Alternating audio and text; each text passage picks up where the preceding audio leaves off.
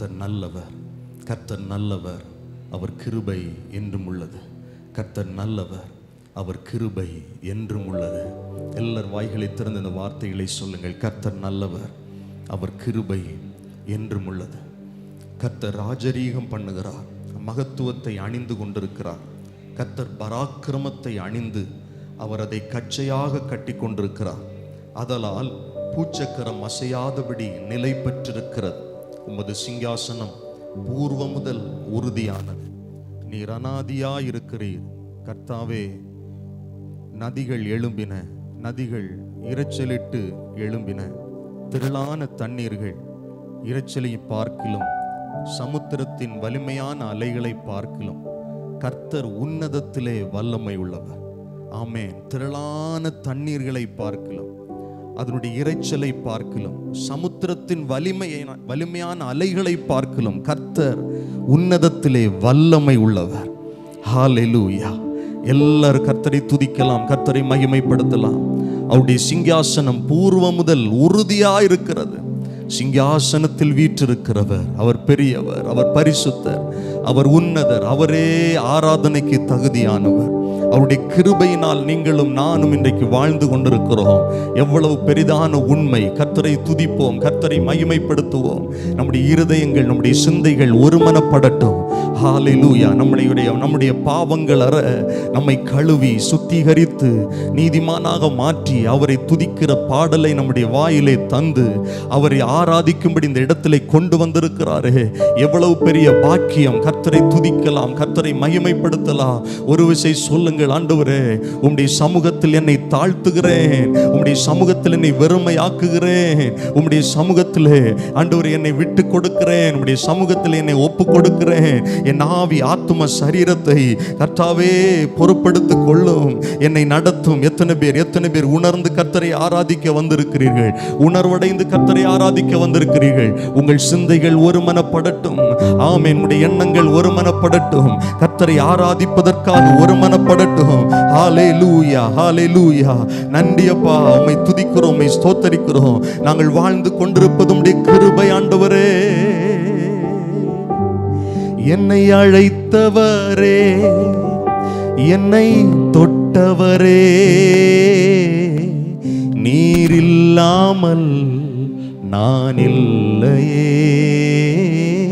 என்னை அழைத்தவரே, என்னை தொட்டவரே,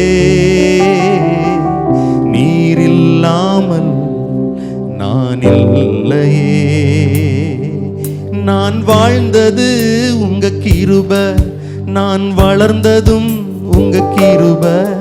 என்னை உயர்த்தி வைத்தீரே உம் கிருபையே. எல்லாரும் சொல்லுவோம். நான் வாழ்ந்தது உங்க கிருபை, நான் வளர்ந்தது உங்க கிருபை. என்னை உயர்த்தி வைத்தீரே உம் கிருபையே. உங்க கிருபை வேண்டுமே, உங்க கிருபை போதுமே. உங்க கிருபை இல்லாமல் நான் ஒன்றும் இல்லையே. சொல்லுவோம். உங்க கிருபை வேண்டுமே, உங்க கிருபை போதுமே. உங்க கிருபை இல்லாமல் நான் ஒன்றும் இல்லையே இயேசுவே.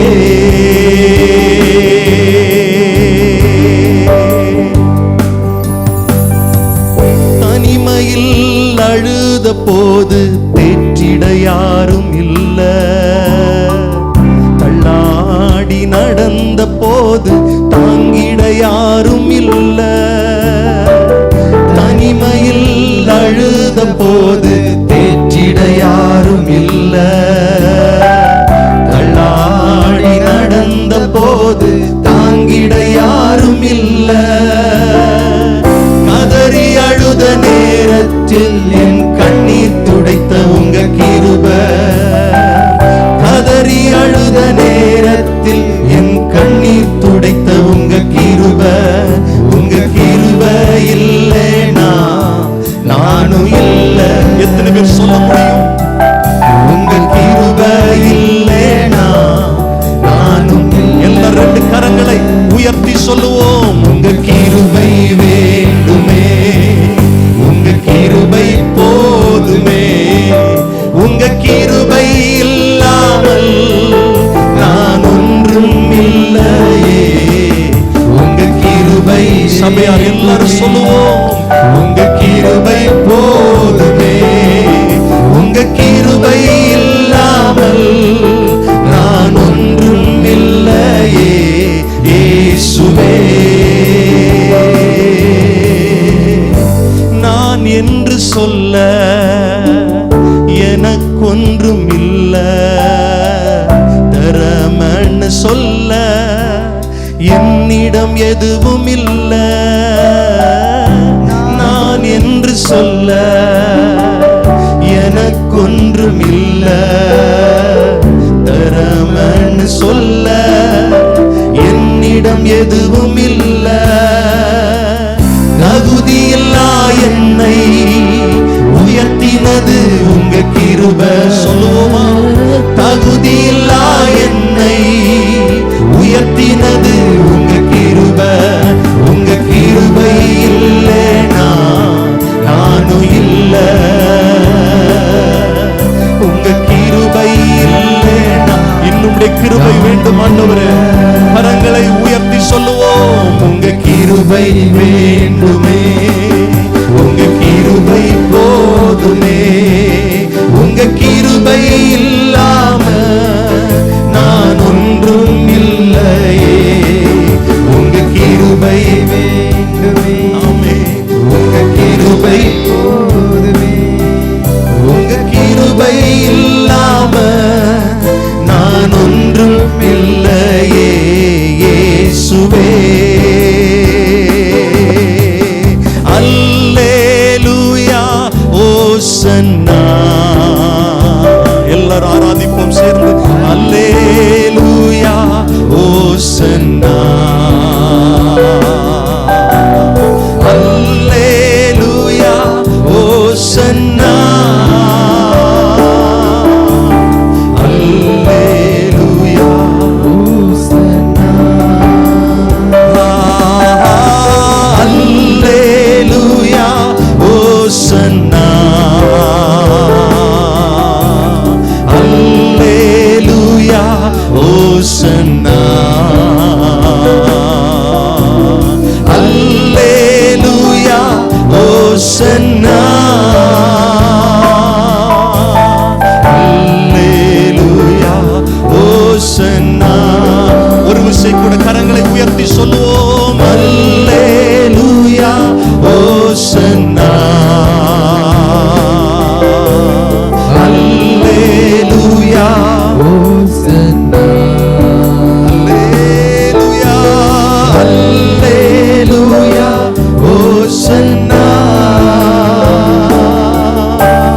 அல்லேலூயா ஓசன்னா, அல்லேலூயா ஓசன்னா. எல்லார் கரங்களை தட்டி நம்முடைய கர்த்தருடைய நாமத்தை மகிமைப்படுத்துவோம். கர்த்தர் ராஜரீகம் பண்ணுகிறார். கர்த்தர் உண்மை உள்ளவர், அவர் நீதி உள்ளவர், அவரே ஆராதனைக்கு தகுதியானவர். ஹல்லேலூயா. எல்லார் கரங்களை தட்டி ஒரு விசை கூட நல்ல மனதார கர்த்தரை ஆராதிப்போம், கர்த்தரை மகிமைப்படுத்துவோம். ஆண்டவரே, என் ஆவி ஆத்தும சரீரத்தை கர்த்தர் ஆளுகை செய்க. இந்த ஆராதனையிலே தகுதிப்படுத்துங்க. எல்லாரும் சொல்லுங்கள் பார்க்கலாம். இந்த ஆராதனையிலே தகுதிப்படுத்துங்க. ஆண்டவரே, உம்மை ஆவியோடு உண்மையோடு தொழுது கொள்ள, உம்முடைய பிரசன்னத்தை உணர எங்கள் ஒவ்வொருவரையும் தகுதிப்படுத்துங்க. எங்கள் இருதயத்தை பலப்படுத்துங்க. எங்கள் ஆவி ஆத்தும சரீரத்தை பலப்படுத்துங்க. ஹல்லேலூயா, ஹல்லேலூயா. தகப்பனே, உம்முடைய மகிமையின் பிரசன்னம் இந்த இடத்துல இருக்கிறதற்காய் ஸ்தோத்திரம். ஒவ்வொரு பகுதியிலும் கர்த்தருடைய ஆளுகை வெளிப்படட்டும். உம்முடைய சித்தம் பரமண்டலங்களிலே செய்யப்படுவது போல இந்த பூமியிலும் இந்த பகல் வேளையிலே செய்யப்படட்டும். எங்களை ஆளுகை செய்யும். இயேசுவின் நாமத்தில் ஜெபிக்கிறோம் நல்ல பிதாவே. ஆமேன், ஆமேன். அமர்ந்து கொள்ளலாம். நாம் சேர்ந்து கர்த்தரை மகிமைப்படுத்தி பாடல்களை பாடப்போகிறோம். நாம் ஒருமித்து கர்த்தருடைய நாமத்தை உயர்த்த போகிறோம். அல்லேலூயா. நாம் கூடி வந்ததற்கு ஒரு பெரிய நோக்கம் இருக்கிறது. ஏன்? கர்த்தரை ஆராதிப்பதற்காக. அல்லேலூயா, ஆமேன். உம்மை ஆராதிக்க கூடி வந்தோம். நல்லவரே, ஆவியோடும் நல் உண்மையோடும் உம்மை ஆராதிக்க கூடி வந்தோம் பரிசுத்தரே, பரிசுத்த உள்ளத்தோடு. பாடலை நம்ம எல்லாரும் இணைந்து கரம் தட்டி உற்சாகத்தோடு பாடுவோம். கர்த்தர் நம்மை நன்மையினால் நிரப்புவாராக. ஆமென், ஆமென். எல்லாரும் இணைந்து கரம் தட்டி பாடலாம்.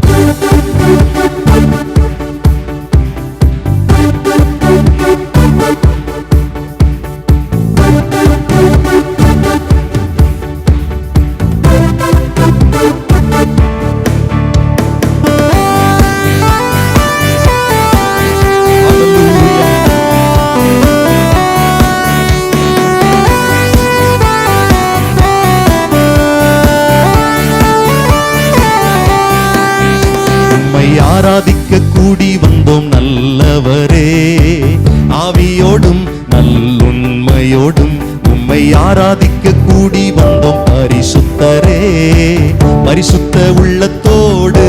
பாடுங்கள். உம்மை ஆராதிக்க கூடி வந்தோம் நல்லவரே, ஆவியோடும் நல்லுண்மையோடும் உம்மை ஆராதிக்க கூடி வந்தோம் பரிசுத்தரே, பரிசுத்த உள்ளத்தோடே. ஆராதனை ஆராதனை ஆராதனை ஆராதனை ஆராதனை ஆராதனை உமக்குத்தானே. ஆராதனை ஆராதனை ஆராதனை எல்லாம் சத்தமாய் ஆராதனை ஆராதனை உமக்குத்தானே. உம்மை ஆராதிக்க கூடி வந்தோம் நல்லவரே, ஆவியோடும் நல்லுண்மையோடும் உம்மை ஆராதிக்க கூடி வந்தோம் பரிசுத்தரே, பரிசுத்த உள்ளத்தோடே. நீ செய்த நன்மைகள் ஏராளம் ஏராளம், உமக்கே ஆராதனை. உந்தன் கிருபைகள் தாராளம் தாராளம், உமக்கே ஆராதனை. எல்லாரும் பாடுவோம். நீ செய்த நன்மைகள் ஏராளம் ஏராளம், உமக்கே ஆராதனை. உந்தன் கிருபைகள் தாராளம் தாராளம், உமக்கே ஆராதனை. உம் நாமம் உயர்த்திடுவேன், உம் அன்பை பாடிடுவேன். பாடுவோம்.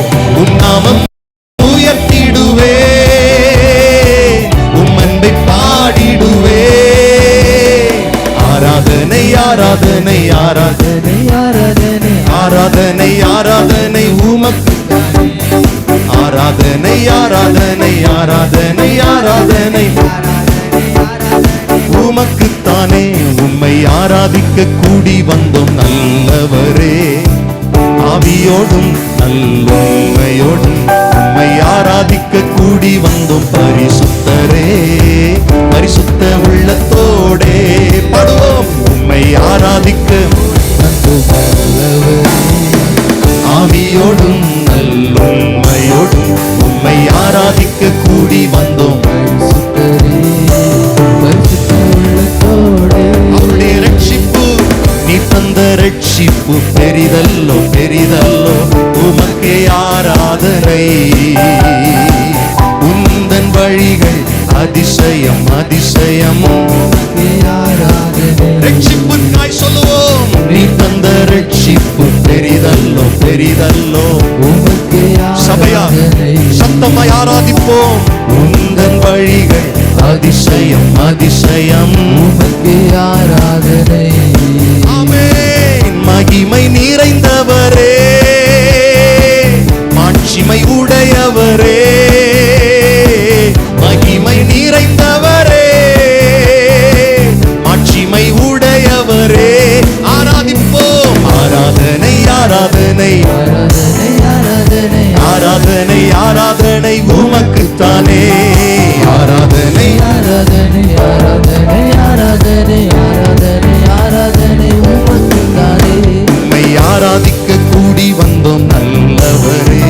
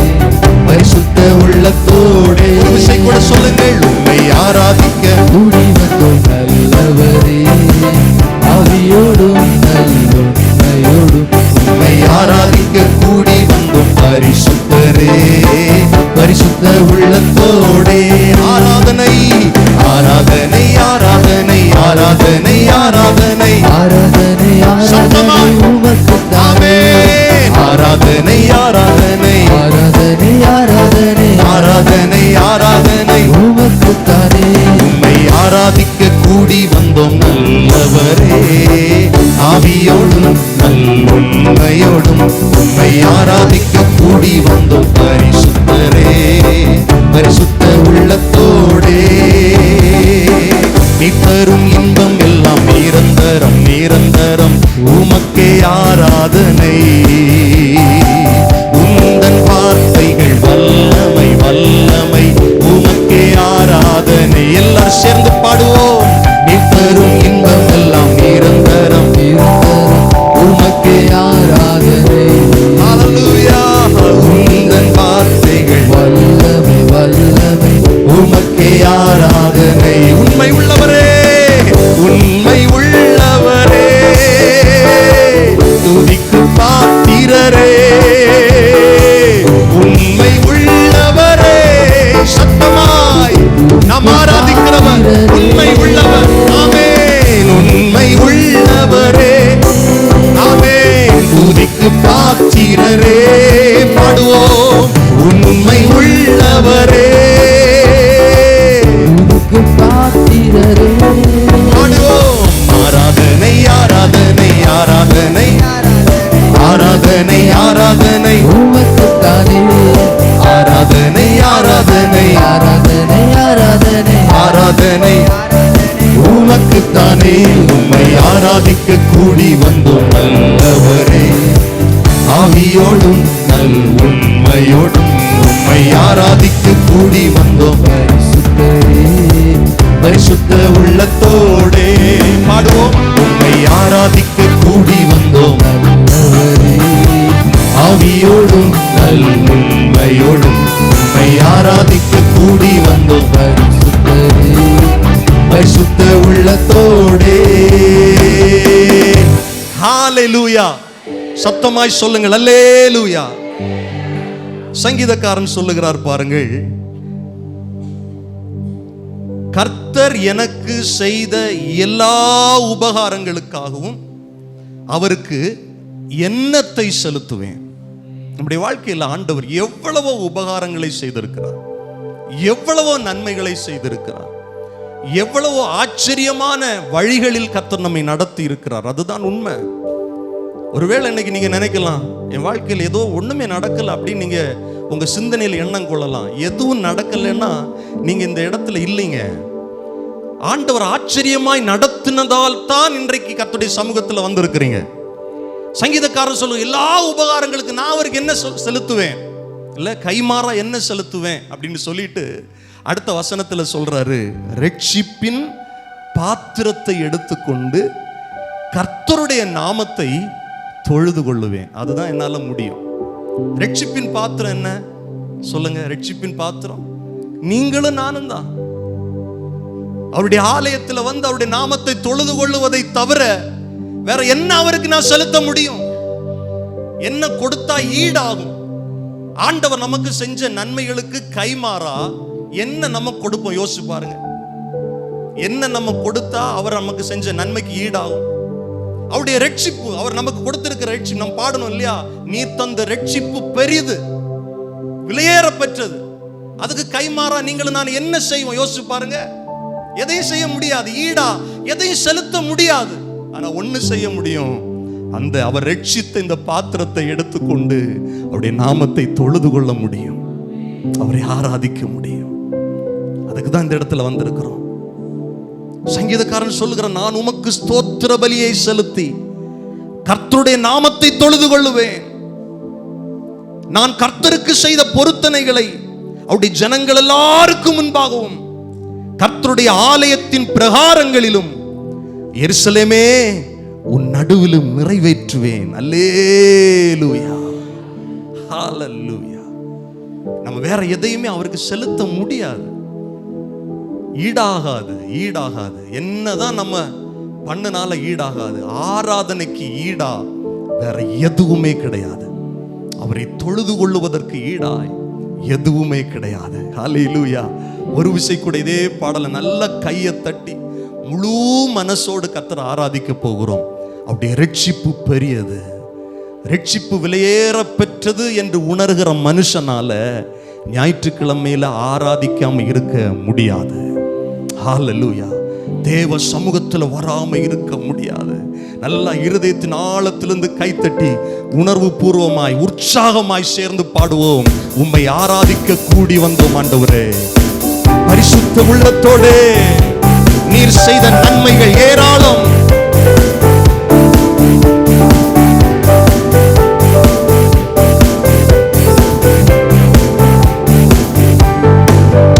உம்மை ஆராதிக்க கூடி வந்தோம் நல்லவரே.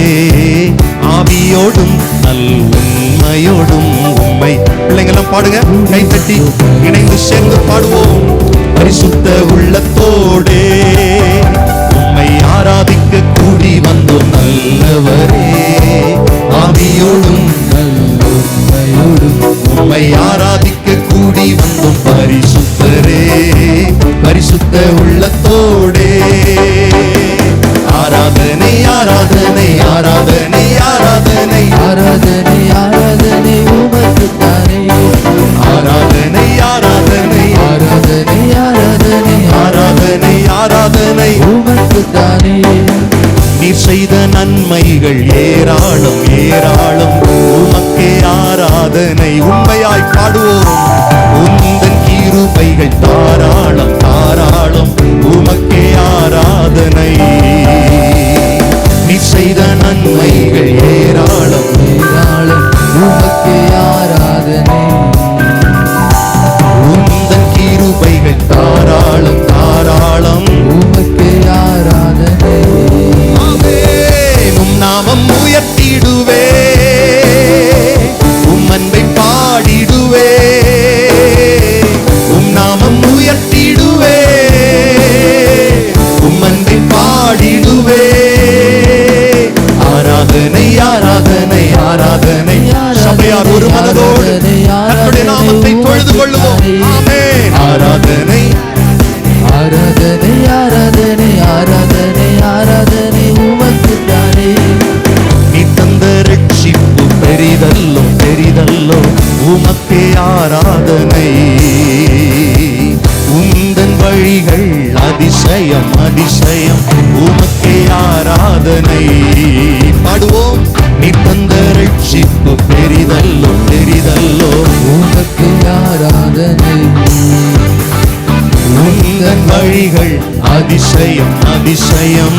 உமக்கு ஆராதனை. மகிமை நிறைந்தவரே மகிமை நிறைந்தவரே.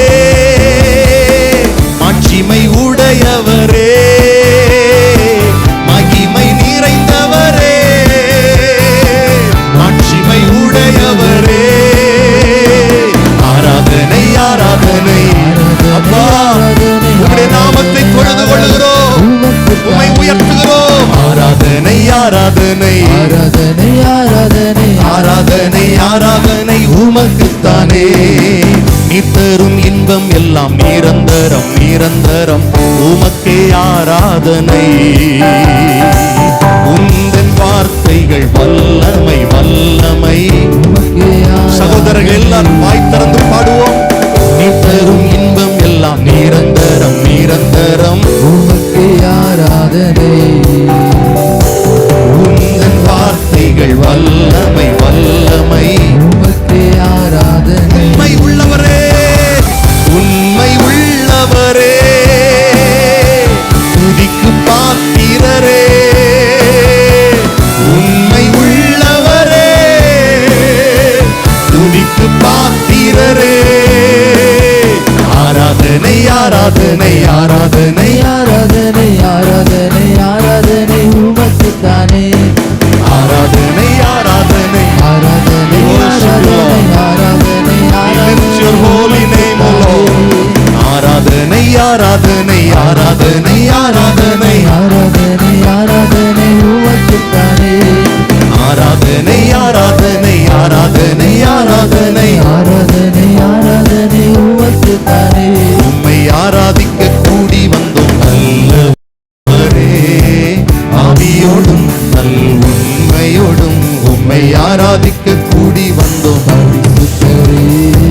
பரிசுத்த உள்ளத்தோடே பாடுவோம். உம்மை ஆராதிக்க கூடி வந்தோம் நல்லவரே.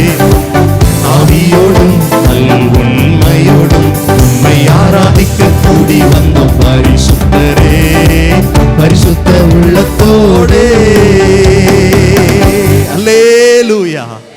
ஹalleluya. கர்த்தரை ஆராதிப்பது மிகப்பெரிய பாக்கியம். கர்த்தருடைய நாமத்தை தொழுது கொள்வதை கர்த்தர் எதிர்பார்க்கிறார். ஹalleluya. தேவ பிள்ளைகள் கூடி கர்த்தரை தொழுது கொள்ளுகிற இடத்தில் கர்த்தர் சமீபமாக இருக்கிறார். அவரை சமீபமாய் பெற்ற, இவ்வளவு சமீபமாய் பெற்ற வேறே ஜாதி எது என்று வேதம் சொல்லுகிறது. ஹல்லேலூயா. மறப்பேனோ உமது அன்பை, நான் மறப்பேனோ உமது அன்பை, மண்டியிடுவேன் உம் பாதத்திலே, மண்டியிடுவேன் உம் பாதத்திலே. கரங்களை உயர்த்தி சொல்லுவோம். எபினேசரே ஆராதனை, என் துணையாளரே ஆராதனை. எல்லாரும் சொல்லுங்கள். எபினேசரே ஆராதனை, என் துணையாளரே ஆராதனை. இதுவரை உதவி செய்த எபினேசர் இனிமேலும் நம்மை நடத்துவார். அல்லேலூயா. நம்ம எல்லாரும் இணைந்து கரம் தட்டி உற்சாகமாய் கர்த்தரை ஆராதிப்போம். ஆமென்.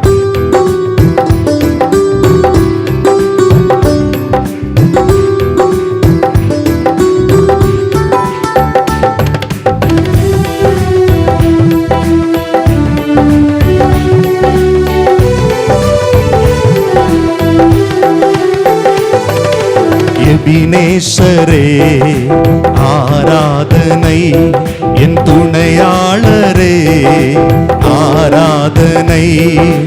எபினேசரே ஆராதனை, என் துணையாளரே ஆராதனை.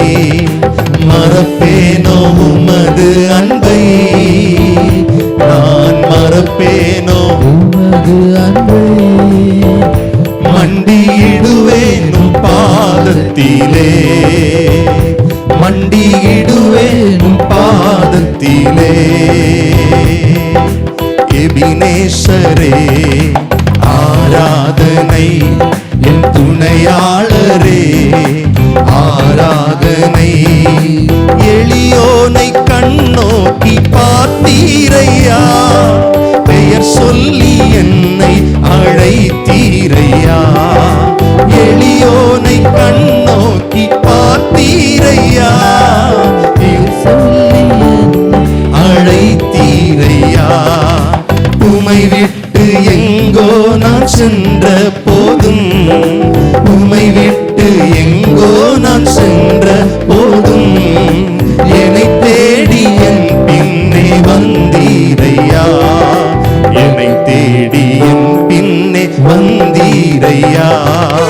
மறப்பேனோ உமது அன்பை, எல்லாரும் சேர்ந்து சொல்லுவோம். மறப்பேனோ உமது அன்பை, மண்டியிடுவேனும் பாதத்திலே, மண்டியிடுவேனும் பாதத்திலே. எல்லாரும் இணைந்து பாடும். எபினேசரே எபினேசரே ஆராதனை, என் துணையாளரே ஆராதனை. எபினேசரே ஆராதனை, என் துணையாளரே ஆராதனை. நீர் என் மேல் வைத்தவும் கிருபையினால் நிர்மூலமாகாமல் காத்தீரையா. நீர் என் மேல் வைத்தவும் கிருபையினால் நிர்மூலமாகாமல் காத்தீரையா. கடுங்கோபத்தால் என்னை அடித்தாலுமே, கடுங்கோபத்தால் என்னை அடித்தாலுமே, கனிவாக என்னை நீர் தேற்றினீரே, கனிவாக என்னை நீர் தேற்றினீரே. பாடுவோம். மறப்பேனோ உமது அன்பை, நான் மறப்பேனோ உமது அன்பை, மண்டியிடுவேனும் பாதத்திலே, மண்டியிடுவேனும் பாதத்திலே.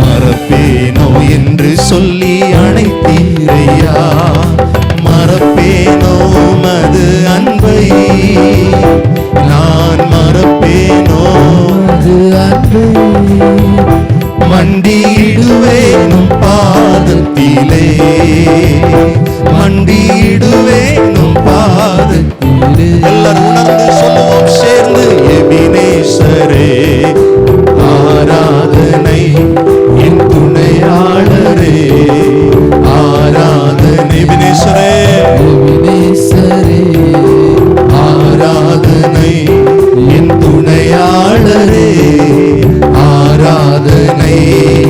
மறப்பேனோ மது அன்பை, நான் மறப்பேனோ உமது அன்பை, மண்டியிடுவேனும் பாதத்திலே, மண்டியிடுவேனும் பாதத்திலே. எபினேசரே எபினேசரே ஆராதனை என் துணையாளரே, ஆராதனை எபினேசரே எபினேசரே ஆராதனை துணையாளரே, என் துணையாளரே, ஆராதனை. ரெண்டு கரங்களை நல்ல தட்டி ஆண்டவர் செய்த நன்மைகளுக்காக, அவருடைய இரக்கங்களுக்காக, அவருடைய கிருபைகளுக்காக வாய்களை திறந்து நல்ல கர்த்தருக்கு நன்றி சொல்லுவோம், நன்றி சொல்லுவோம். இவ்வளவு நாள் நம்மை மறவாமல் நடத்தினவர், மறவாமல் நினைவு கூர்ந்து அவருடைய அன்பை வெளிப்படுத்தினவர். ஹalleluya, thank you Jesus, thank you Jesus.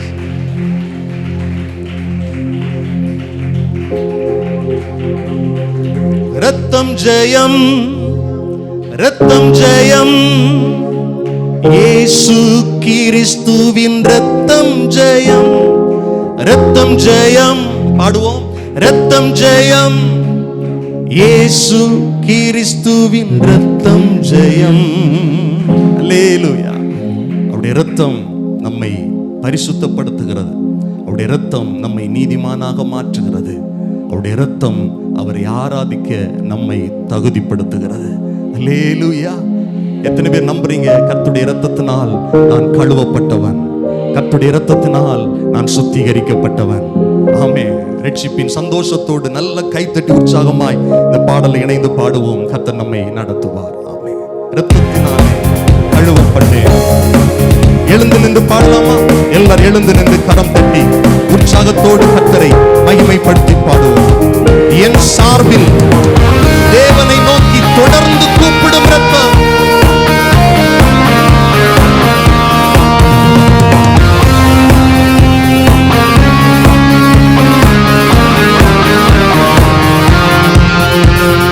ரத்தத்தினாலே கழுவப்பட்டே, பரிசுத்தமாக்கப்பட்டே, ரத்தத்தினாலே கழுவப்பட்டே, பரிசுத்தமாக்கப்பட்டே, மீட்கப்பட்டேன் திரு ரத்தத்தால், அலகையின் பிடியில் நின்று. பாடுவோம், மீட்கப்பட்டேன் திரு ரத்தத்தால்,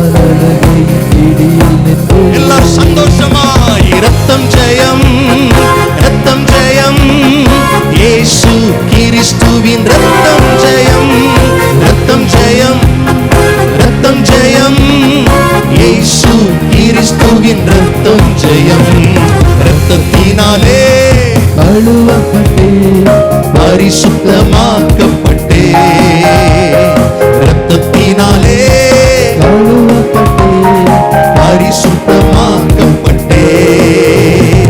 படைத்தவரே என்னை ஏற்றுக்கொண்டார், சிந்தப்பட்ட திரு ரத்தத்தால். படைத்தவரே என்னை ஏற்றுக்கொண்டார், சிந்தப்பட்ட திரு ரத்தத்தால். பாவம் செய்யாத ஒரு மகனைப் போல பார்க்கின்றார் பரமபிதா. கிருபை. பாவம் செய்யாத ஒரு மகளைப் போல பார்க்கின்றார் பரமபிதா.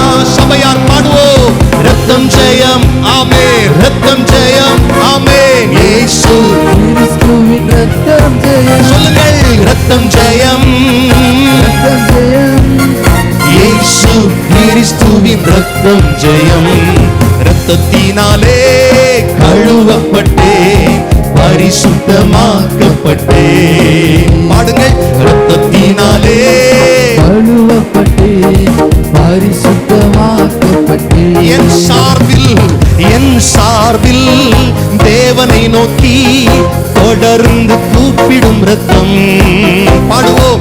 என் சார்பில் தேவனை நோக்கி தொடர்ந்து கூப்பிடும் ரத்தம். அருள் நிறைந்த இறை அரியணையை துணிவுடன் அணுகி செல்வோம். அருள் நிறைந்த இறை அரியணையை துணிவுடன் எல்லாரும் சந்தோஷமாய் பாடுவோம். ரத்தம் ஜெயம், ரத்தம் ஜெயம். இயேசு கிறிஸ்துவின் ரத்தம் ஜெயம், ரத்தம் ஜெயம். ரத்தம் ஜெயம். இயேசு கிறிஸ்துவின் ரத்தம் ஜெயம். ரத்தத்தினாலே கழுவப்பட்டே பரிசுத்தமாக்கப்பட்டே.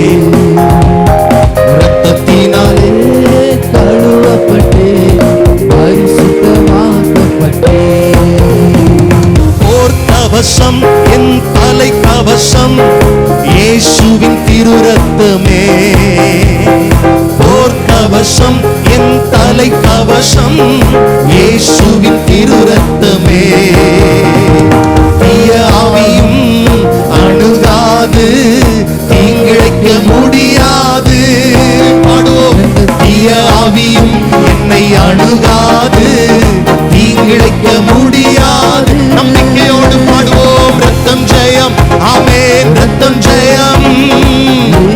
இயேசுவின் ரத்தத்தினால் ஒவ்வொருடைய வாழ்வுகளிலும் பாதுகாப்பை கர்த்தர் அனுப்புகிறதற்காய் ஸ்தோத்திரம்.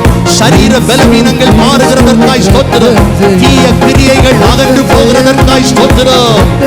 ஆமென். இயேசு கிறிஸ்துவின் ரத்தம் ஜெயம், ரத்தம் ஜெயம். ரத்தம் ஜெயம். இயேசு கிறிஸ்துவின் ரத்தம், ரத்தம் ஜெயம், ரத்தம் ஜெயம். சொல்லுங்கள். ரத்தம் ஜெயம். இயேசுவின் ரத்தம் பிசாசை ஜெயித்த ரத்தம், சாபத்தை மாற்றின ரத்தம், கர்த்தரோடு ஒப்புரவாக்கின ரத்தம், கிறிஸ்துவோடு ஐக்கியம் கொள்ள வைத்த ரத்தம், பிதாவாகிய தேவனோடு ஒப்புரவாக செய்த ரத்தம், நமக்கு சமாதானத்தை தந்த ரத்தம், சிலுவையில் சிந்தப்பட்ட இயேசு கிறிஸ்துடைய ரத்தம் ஜெயம். நல்ல கையை தட்டி மனதார வாய்களை திறந்து சந்தோஷமாய் கர்த்தரை மகிமைப்படுத்துங்கள். இயேசுவின் இரத்தத்தினால் விடுதலை, இயேசுவின் இரத்தத்தினால் பாதுகாப்பு, இயேசுவின் இரத்தத்தினால் சாபம் உடையறது, இயேசுவின் இரத்தத்தினால் பாவங்கள் கழுவப்படுகிறது. நல்ல கையை தட்டி இயேசுவே உம்முடைய இரத்தத்தை என் மேல ஆண்டவரை ஊற்றுங்கன்னு சொல்லுங்க பார்க்கலாம். என் மேல உம்முடைய இரத்தம் ஆளுகை செய்யட்டும். பிசாசை எதிர்க்கிற உம்முடைய இரத்தத்தின் வல்லமை எனக்குள்ள கிரியை செய்யட்டும். ஆட்டுக்குட்டியின் இரத்தத்தினால், சாட்சியின் வசனத்தினால் பிசாசை மேற்கொண்டார்கள் என்று எழுதப்பட்டிருக்கிறது. உம்முடைய இரத்தம் எனக்குள்ளே ஆளுகை செய்யட்டும், என்னை பலப்படுத்தட்டும். ஹalleluya. இயேசு கிறிஸ்துவின் இரத்தம் ஜெயம், இயேசு கிறிஸ்துவின் இரத்தம் ஜெயம், இயேசு கிறிஸ்துவின் இரத்தம் ஜெயம். ஹalleluya. அவருடைய இரத்தம் இன்றைக்கு நமக்காய் பரிந்து பேசுகிறது. அவருடைய இரத்தம் நன்மையானவைகளை பேசுகிறது. ஹalleluya, ஹalleluya. நன்றி அப்பா. இரத்தமே, சிந்தப்பட்ட இரத்தமே, விலையேறப்பட்ட வல்ல இரத்தமே, இயேசு கிறிஸ்துவின் இரத்தம் எனக்கு விலையாக சிந்தப்பட்டதே.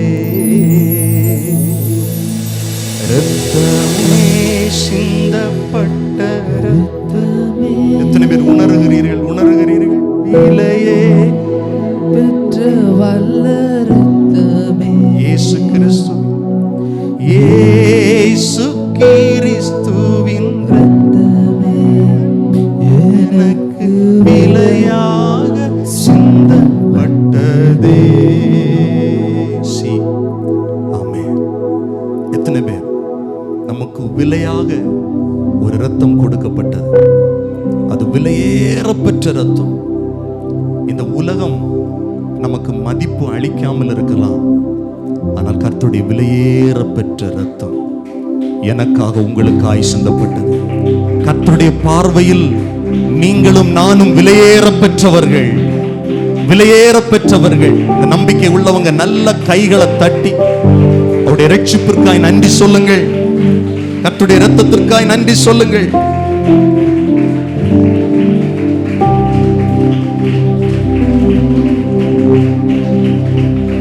குற்ற மனசாட்சிகள் நீங்க நம்மை சுத்திகரித்தவருடைய இரத்தம் ஜெயம். இரத்தமே சிந்தப்பட்ட இரத்தமே, விலையேற பெற்ற வல்ல இரத்தமே, இயேசு கிறிஸ்துவின் இரத்தமே, எனக்கு விலையாக சிந்தப்பட்டதே. உணர்ந்து எல்லாரும் சொல்லணும், இரத்தமே சிந்தப்பட்ட இரத்தமே, விலையேற பெற்ற வல்ல இரத்தமே, இயேசு கிறிஸ்துவின் இரத்தமே, எனக்கு விலையாக சிந்தப்பட்டதே. இரத்தமே சிந்தப்பட்ட இரத்தமே, விலையேற பெற்ற இரத்தமே, இரத்தமே சிந்தப்பட்ட இரத்தமே, எனக்கு விலையாக சிந்தப்பட்டதே. பாவங்கள் யாவையும் கழுவி என்னை பரிசுத்தமாக்கின வல்ல இரத்தமே, பாவங்கள் யாவையும் கழுவி என்னை பரிசுத்தமாக்கின வல்ல இரத்தமே, சுத்த மனசாட்சியை எனக்கு தந்து, சுத்த மனசாட்சியை எனக்கு தந்து, சுத்திகரித்த பரிசுத்த இரத்தமே.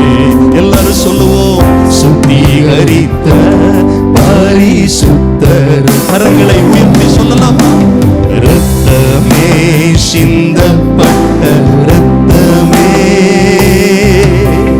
விலையேற பெற்ற வல்ல இரத்தமே, இயேசு கிறிஸ்துவின், இயேசு கிறிஸ்துவின் இரத்தமே, எனக்கு விலையாக சிந்தப்பட்டதே. இரத்தமே இரத்தமே சிந்தப்பட்ட இரத்தமே, விலையேற பெற்ற வல்ல இரத்தமே, இயேசு கிறிஸ்துவின் இரத்தமே, எனக்கு விலையாக சிந்தப்பட்டதே. தூரமான புற ஜாதி எனக்கு சொந்தமென்ற உறவை தந்த இரத்தமே, தூரமான புற ஜாதி எனக்கு சொந்தமென்ற உறவை தந்த இரத்தமே, ஜீவனுள்ள புதிய மார்க்கத்தினுள், ஜீவனுள்ள புதிய மார்க்கத்தினுள் பிரவேசிக்க தைரியம் தந்த இரத்தமே, பிரவேசிக்க தைரியம். அப்படி ரெண்டு கரங்களை உயர்த்தி, இரத்தமே இரத்தமே சிந்தப்பட்ட இரத்தமே, விலையேறப்பெற்ற விலை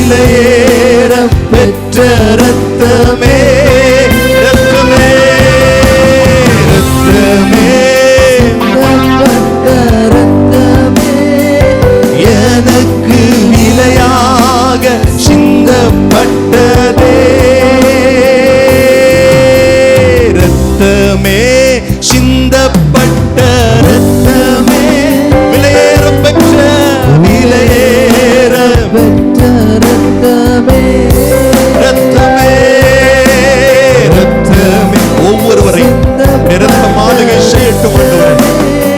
பிள்ளைகளுடைய பாவங்கள் கழுவப்படட்டும், சுத்திகரிக்கப்படட்டும், சாபங்கள் உடையட்டும், வியாதியின் கட்டுகள் உடையட்டும்.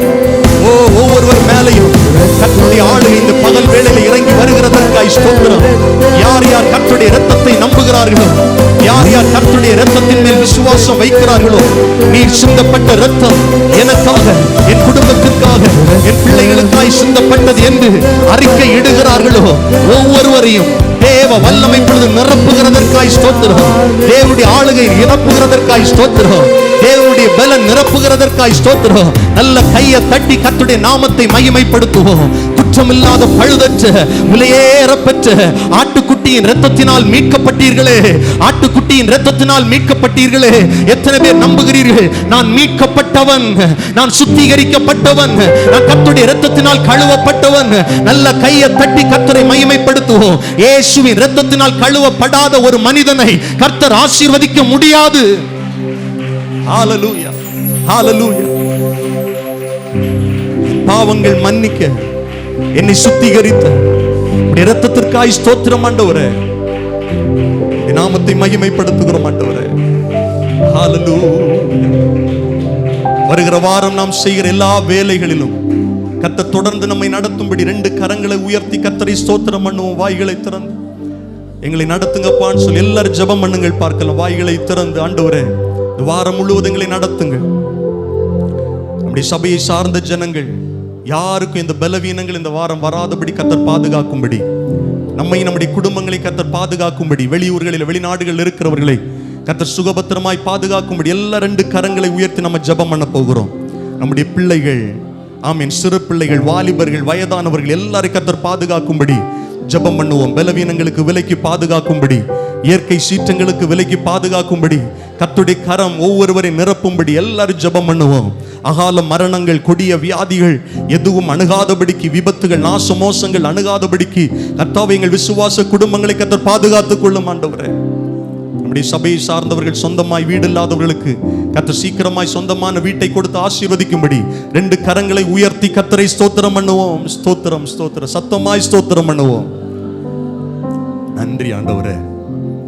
ஆமென். நம்முடைய தேசம் கர்த்தருக்கு சொந்தமாகணும். நம்ம எவ்வளவு சந்தோஷமாய் கர்த்தரை ஆராதிக்கிறோம். கர்த்தருடைய இரத்தத்தினால் மீட்கப்பட்டிருக்கிறோம். இந்த ரட்சிப்பின் அனுபவத்தை நான் வாழுகிற பகுதியில் ஜனங்கள் கண்டுகொள்ள வேண்டுமே. எல்லாரும் 2 கரங்களை உயர்த்தி ஆண்டவரே, எங்கள் தேச மக்களுக்காக உம்முடைய இரத்தம் சிந்தப்பட்டிருக்கிறது. அப்போஸ்தலனாகிய பவுல் சொன்னது போல கிறிஸ்துவின் சிலுவை வீணாய் போகி விடக்கூடாது. அதற்காகவே நான் சுவிசேஷத்தை பிரசங்கம் பண்ணுகிறேன். என் ஜனங்கள் எல்லாரும் ரட்சிக்கப்படணும் ஆண்டவரேன்னு விரும்புறவங்க 2 கரங்களை ஒரு விசை உயர்த்தி சொல்லுங்கள். என் குடும்ப மக்கள் ரட்சிக்கப்படணும் ஆண்டவரே, என் சொந்தங்கள் ரட்சிக்கப்படணும் ஆண்டவரே. இந்த இடத்துல வந்திருக்கிறவருடைய கணவன், வந்திருக்கிறவருடைய மனைவி, வந்திருக்கிறவருடைய வாலிப பிள்ளைகள் ரட்சிக்கப்படலைன்னா இயேசுவின் நாமத்தினால ரட்சிக்கப்படட்டும் ஆண்டவரே. ஜெபிக்கிறோம். ஆளுகை வரட்டும். சபை ஊழியங்களை கர்த்தர் பொறுப்படுத்திக் கொள்ளும், தொடர்ந்து நடத்தும். இயேசுவின் நாமத்தில் ஜெபிக்கிறோம் நல்ல பிதாவே, ஆமென். இந்த நேரத்தில் உண்மையாய் நாம் ஜெபிக்க போகிறோம். கர்த்தர் நம்முடைய ஜெபங்களை கேட்கிறவர். ஹல்லேலூயா. கர்த்தர் நம்முடைய ஜெபங்களை கேட்கிறவர். ஜெபத்தை கேட்கிறவர் என்று வேதம் அவரை குறித்து சொல்லுகிறது. அதுவும் தேவனுடைய ஆலயத்தில் வந்து ஜெபிக்கிற ஜெபம் மிகவும் மிகவும் வல்லமை உள்ளது. மிகவும் மிகவும் வல்லமை உள்ளது. இந்த இடத்துல வந்திருக்கிற உங்களுடைய மன தேவைகளை கர்த்தர் அறிந்திருக்கிறார். ஆனால் விசுவாசத்தோடு நீங்கள் செய்கிற ஜெபம் உங்கள் வாழ்க்கையில் அற்புதங்களை கொண்டு வரும். ஆமென். வார வாரம் இந்த நேரத்தில் ஒரு ஜெபத்தை செய்கிறேன் அப்படிங்கிறது இல்லாமல் நம்பிக்கையோட இந்த நாளில் ஆண்டவரின் தேவையை சந்திப்பார். இந்த நாளில் என்னை கர்த்தர் விடுதலை ஆக்குவார். இந்த நாளில் என் வாழ்க்கையில் கர்த்தர் ஒரு மேன்மையை கட்டளையிடுவார் என்கிற நம்பிக்கையோடு தேவ சமூகத்தில் நம்ம எல்லாரும் இணைந்து ஜெபம் பண்ண போகிறோம். ஜெபிக்கிற மனிதன் ஜெயத்தை பெற்றுக் கொள்ளுகிறான். வாயை திறந்து மனுஷங்கிட்ட இல்லை, கர்த்தரிடத்தில் நாம் சொல்லுகிற ஒவ்வொரு விண்ணப்பங்களுக்கும் பதில் உண்டு. அநேக நேரத்தில் பிரச்சனைகளை மனுஷங்கிட்ட நம்ம புலம்புறோம், மனுஷங்கிட்ட சொல்லிக்கிட்டே இருக்கிறோம்.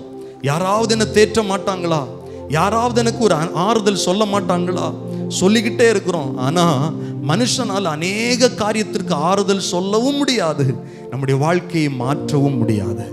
ஆமேன். எல்கானா அன்னாளுக்கு ஆறுதல் கூறினான். ஆனால் அந்த ஆறுதல் அவளுக்கு நிறைவை கொண்டு வரவில்லை, அவளுடைய வாழ்க்கையில் இருந்த குறையை மாற்றவில்லை. ஆனால் அன்னாள் ஒரு தீர்மானம் பண்ணினாள், நான் தேவனுடைய ஆலயத்திற்கு போவேன், தேவனுடைய சமூகத்தில் என் குறையை சொல்லுவேன், தேவனுடைய சமூகத்தில் என் இருதயத்தை ஊற்றுவேன். வேதம் அப்படித்தானே சொல்லுகிறது. அன்னாள் தன் இருதயத்தை ஊற்றி ஜெபம் பண்ணினாள். எல்காவுனுடைய வார்த்தைகள் அன்னாளை ஆறுதல் படுத்தவில்லை. ஆனால் கர்த்தருடைய சமூகத்திலிருந்து, ஏலியினுடைய வாயிலிருந்து வந்த தேவனுடைய வார்த்தைகள் அன்னாளை சமாதானப்படுத்தினது, அன்னாளுடைய வாழ்க்கையில் இந்த குறையை மாற்றினது.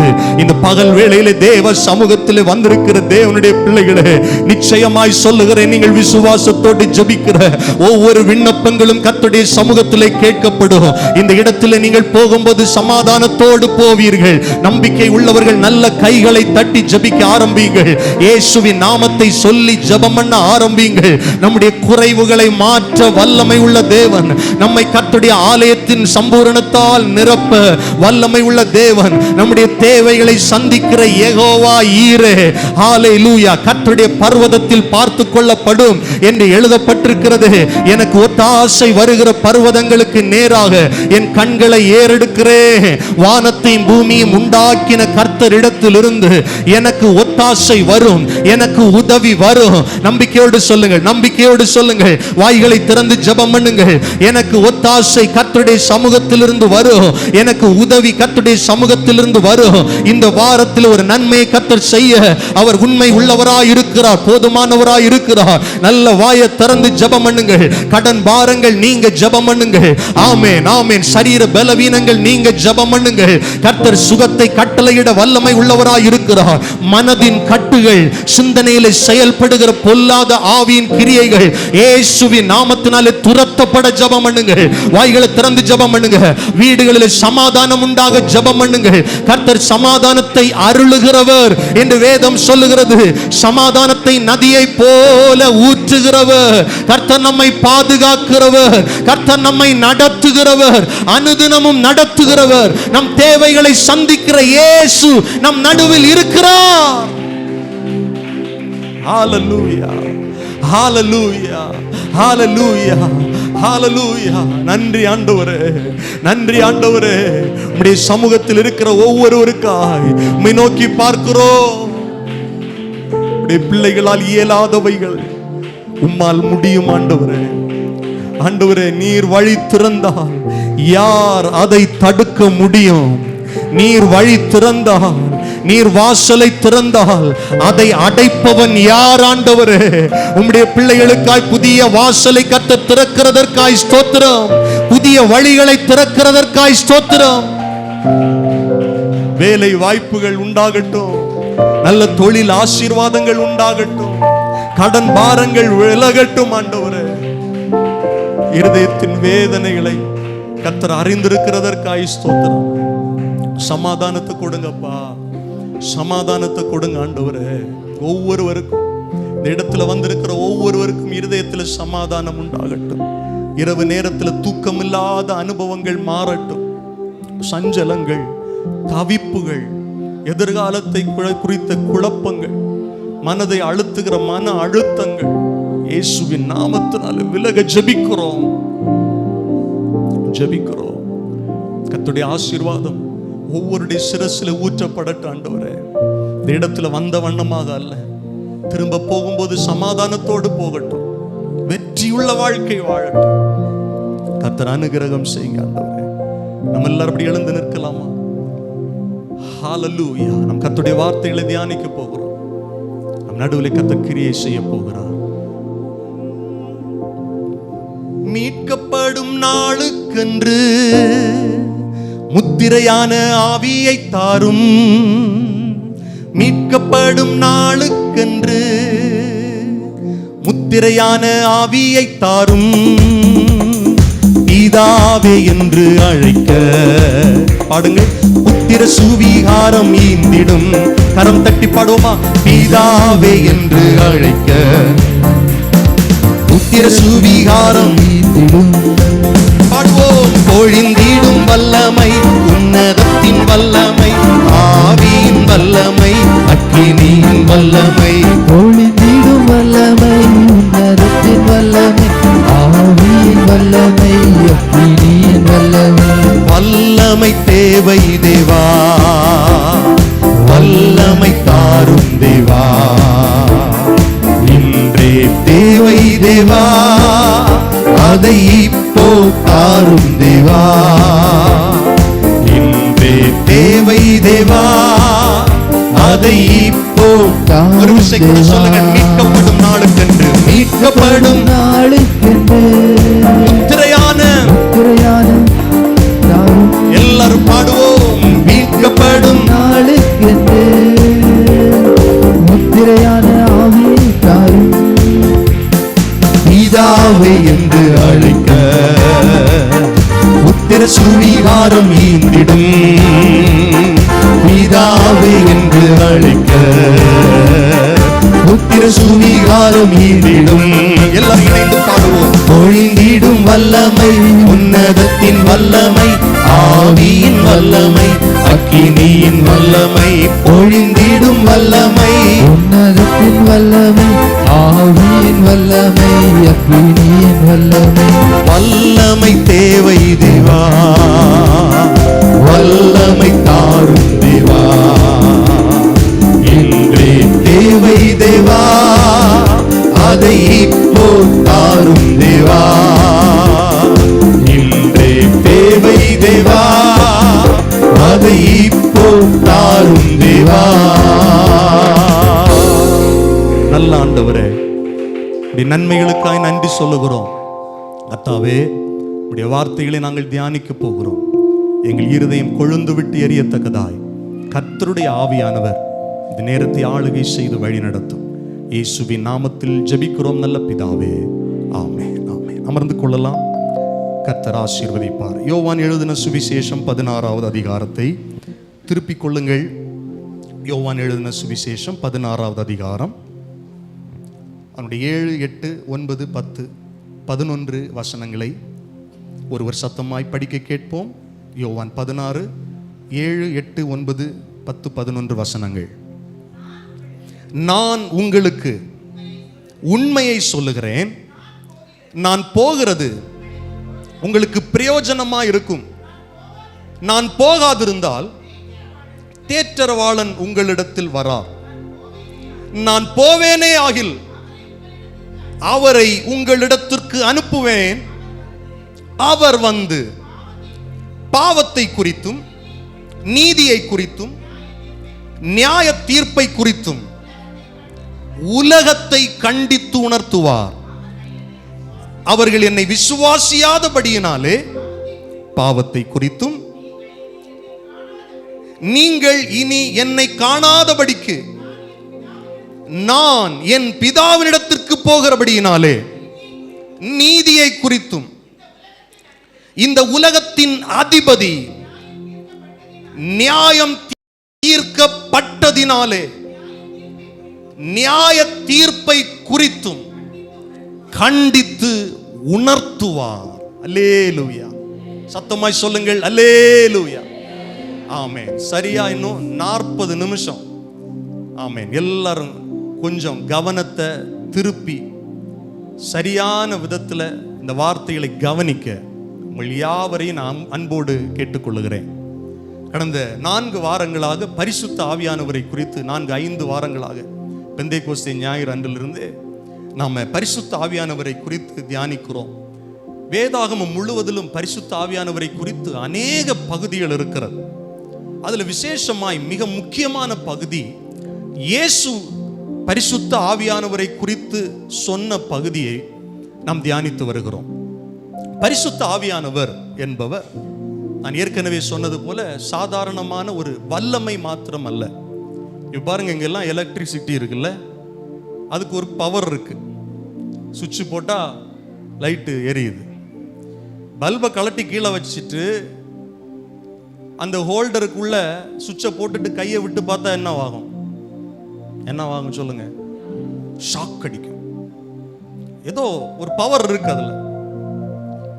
இன்னைக்கு அநேகர் பரிசுத்த ஆவியானவர் இப்படி தான் அவ்வளவுதான் அப்படின்னு மட்டுப்படுத்துறாங்க. ஆண்டவர் ஒரு சின்ன ஒரு வல்லம், அவ்வளவுதான். பரிசுத்த ஆவியானவர் வந்தா ஜனங்கள் பொத்து பொத்துன்னு விழுந்துருவாங்க, சும்மா ஸ்பீடா கை தட்டுவாங்க. கடைசி பாட்டு ஒரு கொஞ்சம் ஸ்பீடா கை தட்டி பாடி கொஞ்சம் அந்நிய பாஷை பேசி அவ்வளவுதான் அப்படின்னு நிறைய பேர் பரிசுத்த ஆவியானவரை ஒரு குறுகிய மனப்பான்மையோடு பார்க்கிறார்கள். பரிசுத்த ஆவியானவரா, அவர் வரங்கள் வல்லமை தருகிறவர், அவ்வளவுதான். அப்படி இல்லை. பரிசுத்த ஆவியானவர் வெறும் வல்லமை அல்ல, அவர் ஆள் தத்துவம் உடையவர். நான் சொன்ன இந்த எலக்ட்ரிசிட்டிக்கு ஒரு சின்ன பவர் இருக்கு, ஆனா இந்த எலக்ட்ரிசிட்டிக்கு தனியாக ஒரு சித்தம் இல்லை, உணர்வு இல்லை, அதற்கு உயிர் இல்லை. ஆனால் நான் பிரசங்கம் பண்ணுகிற இந்த பரிசுத்த ஆவியானவர் ஜீவனுள்ள தேவன் என்று பல வேத ஆதார வசனங்கள் இருக்கின்றன. அவர் தேவன், திருத்துவத்தின் மூன்றாம் நபர். ரட்சிக்கப்பட்ட ஒவ்வொரு தேவனுடைய பிள்ளைகளும் இந்த கிருபையின் நாட்களில் சரியாக அறிந்து கொள்ள வேண்டியவர் பரிசுத்த ஆவியானவர். அதுல ஒரு சின்ன ஒரு காரியத்தை தான் உங்களுக்கு நான் போதிச்சுட்டு இருக்கிறேன்.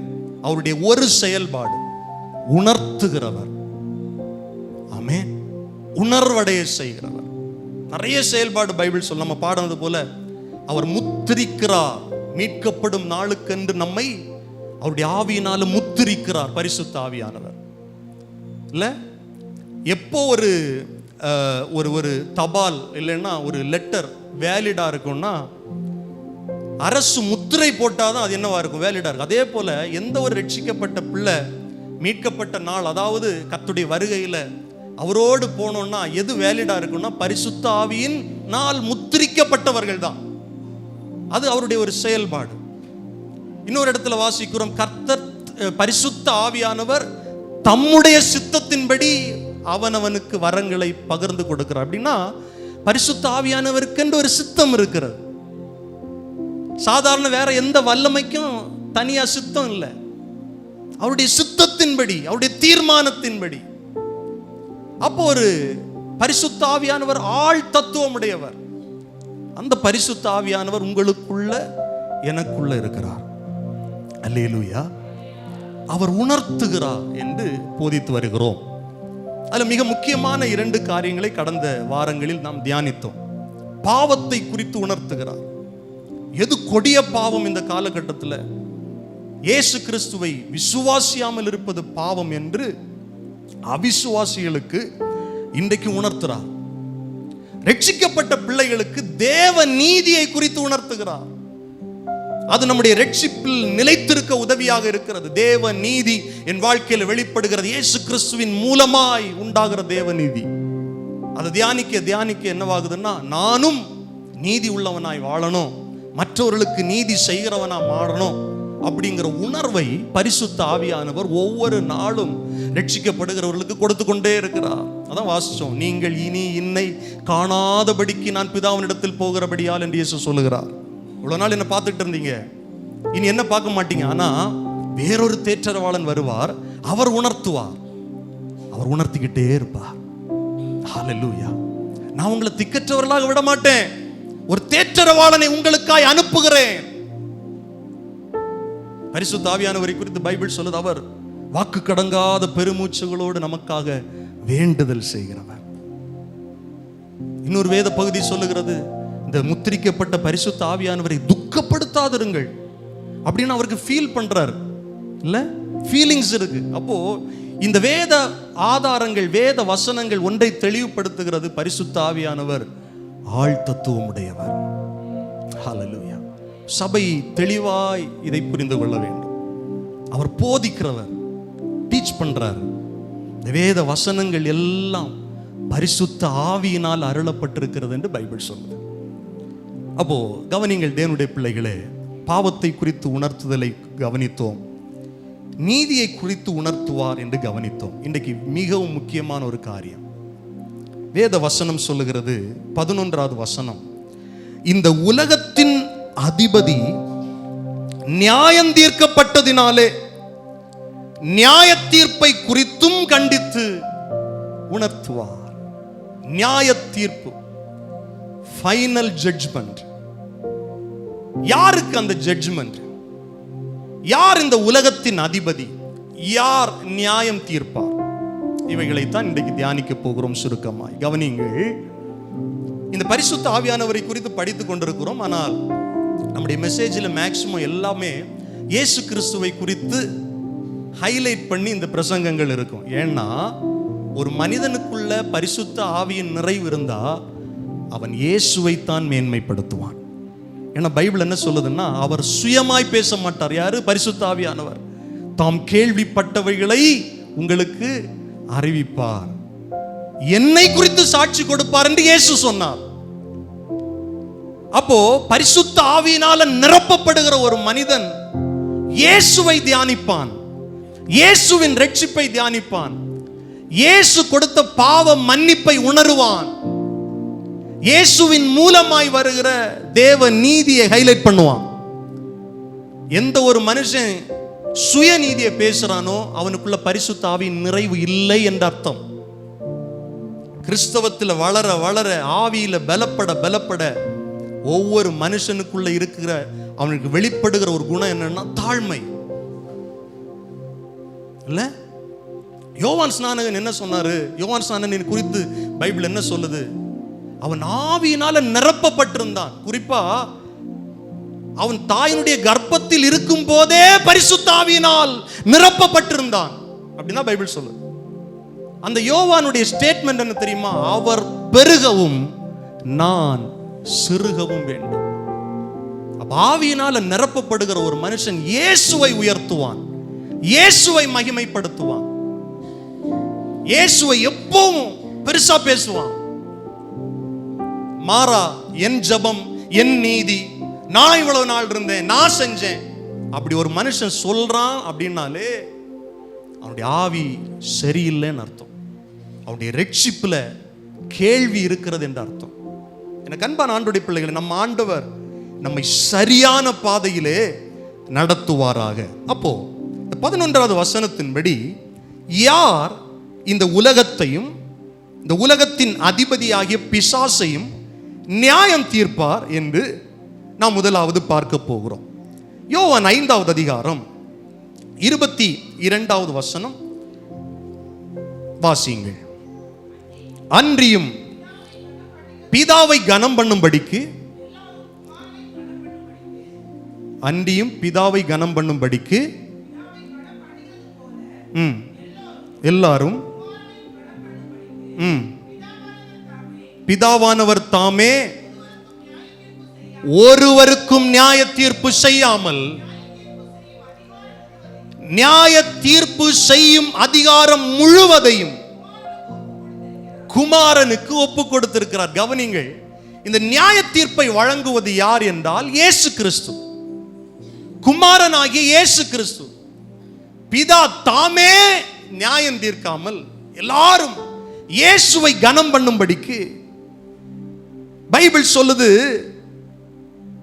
அவர் பிதா நியாய தீர்ப்பு செய்யாமல் நியாய தீர்ப்பு செய்யும் அதிகாரம் முழுவதையும் யாருக்கு கொடுத்திருக்கிறார்? குமாரனாகிய இயேசு கிறிஸ்துவுக்கு கொடுத்திருக்கிறார். இந்த நியாயாசனத்திற்கு முன்பாக, அதாவது இயேசு கிறிஸ்துவுடைய நியாயாசனத்திற்கு முன்பாக இந்த பூமியில் ஆதாம் முதற்கொண்டு பிறந்த ஒவ்வொரு மனிதனும், இனி பிறக்க போகிற ஒவ்வொரு மனிதனும் ஒரு நாள் இந்த நியாயாசனத்தில் வந்து நிற்க வேண்டும். ஒரு மனுஷன் கூட தப்ப முடியாது.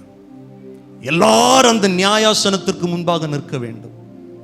இந்த உலகத்தையும் இந்த உலகத்தின் அதிபதியாகிய பிசாசையும் நியாயம் தீர்க்கிற முழு அதிகாரம் யாருக்கு கொடுக்கப்பட்டிருக்குன்னா குமாரனாகிய இயேசு கிறிஸ்துவுக்கு கொடுக்கப்பட்டிருக்கிறது. ஹல்லேலூயா. பரிசுத்த ஆவியானவர் இதை உணர்த்துவார்.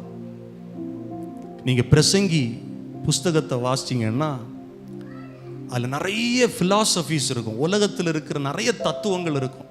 ஒரு மனுஷன் இப்படி வாழ்றான், அப்படி வாழ்றான், பூமிக்கு கீழே எல்லாம் மாயை, இளை வயதுல மனுஷன் எல்லாம் அனுபவிக்கிறான், அப்படிலாம் வரும். அவனுடைய கடைசி 2 வசனத்தை நீங்க வாசி பார்த்தீங்கன்னா, காரியத்தின் கடைத்தொகை, அந்த கடைசி வசனத்தை மட்டும் ஒருத்தர் வாசிங்க.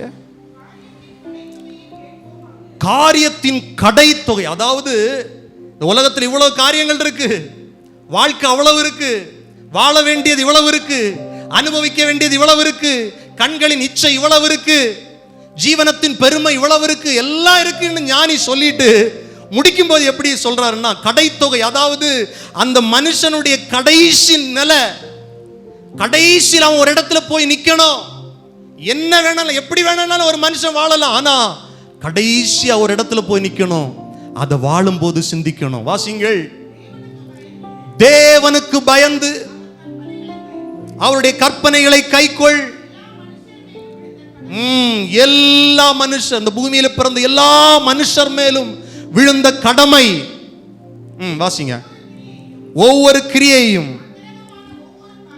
அந்தரங்கமான ஒவ்வொரு காரியத்தையும், நன்மையானாலும் தீமையானாலும் தேவன் எதுல கொண்டு வருவார்? நியாயத்திலே கொண்டு வருவார். நீ நன்மை செய்தால் அதற்குரிய பலன், தீமை செய்தால் அதற்குரிய பலன்.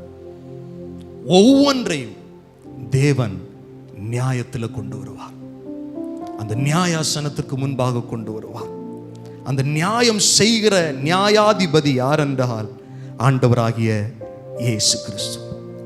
அப்போஸ்தலருடைய பிரசங்கத்தில் கூட இதை கூறுகிறார். அப்போஸ்தலர் 10வது அதிகாரம் 42வது வசனத்தை வாசியுங்கள். அப்போஸ்தலர் 10:42. அன்றியும் அவரே உயிரோடு இருக்கிறவர்களுக்கும் மரித்தோர்களுக்கும் தேவனால் ஏற்படுத்தப்பட்ட நியாயாதிபதி. மரித்தவர்களாக இருந்தாலும் உயிரோடு இருக்கிறவர்களாக இருந்தாலும் எல்லாருக்கும் நியாயாதிபதி யார் என்றால் ஒருவர் தான், இயேசு மாத்திரமே. பிரதர், கிறிஸ்தவர்களா இருந்தாலும் சரி, நீங்க எந்த மார்க்கத்தை சார்ந்தவர்களா இருந்தாலும் சரி, தேவன் இல்லை என்று மறுதலிக்கிறவர்களாக இருந்தாலும் சரி, இந்த பூமியில கடவுள்னு ஒருத்தர் இருக்கிறாரா அப்படின்னு சொல்ற நாஸ்திகவாதிகளா இருந்தாலும் சரி, இந்த பூமியிலே மரித்தவர்களானாலும் உயிரோடு இருக்கிறவர்களானாலும் எல்லாருக்கும் ஒரு நியாயாதிபதி இருக்கிறார். அவர்தான் மரித்தோரிலிருந்து உயிரோடு எழும்பின இயேசு கிறிஸ்து. ஹல்லேலூயா. இதைத்தான் இந்த கடைசி காலத்தில் பரிசுத்த ஆவியானவர் உணர்த்துகிறார். பரிசுத்த ஆவியானவர் உணர்த்துகிறார். தேவ பிள்ளைகளிடத்தில் உணர்த்துகிறார்.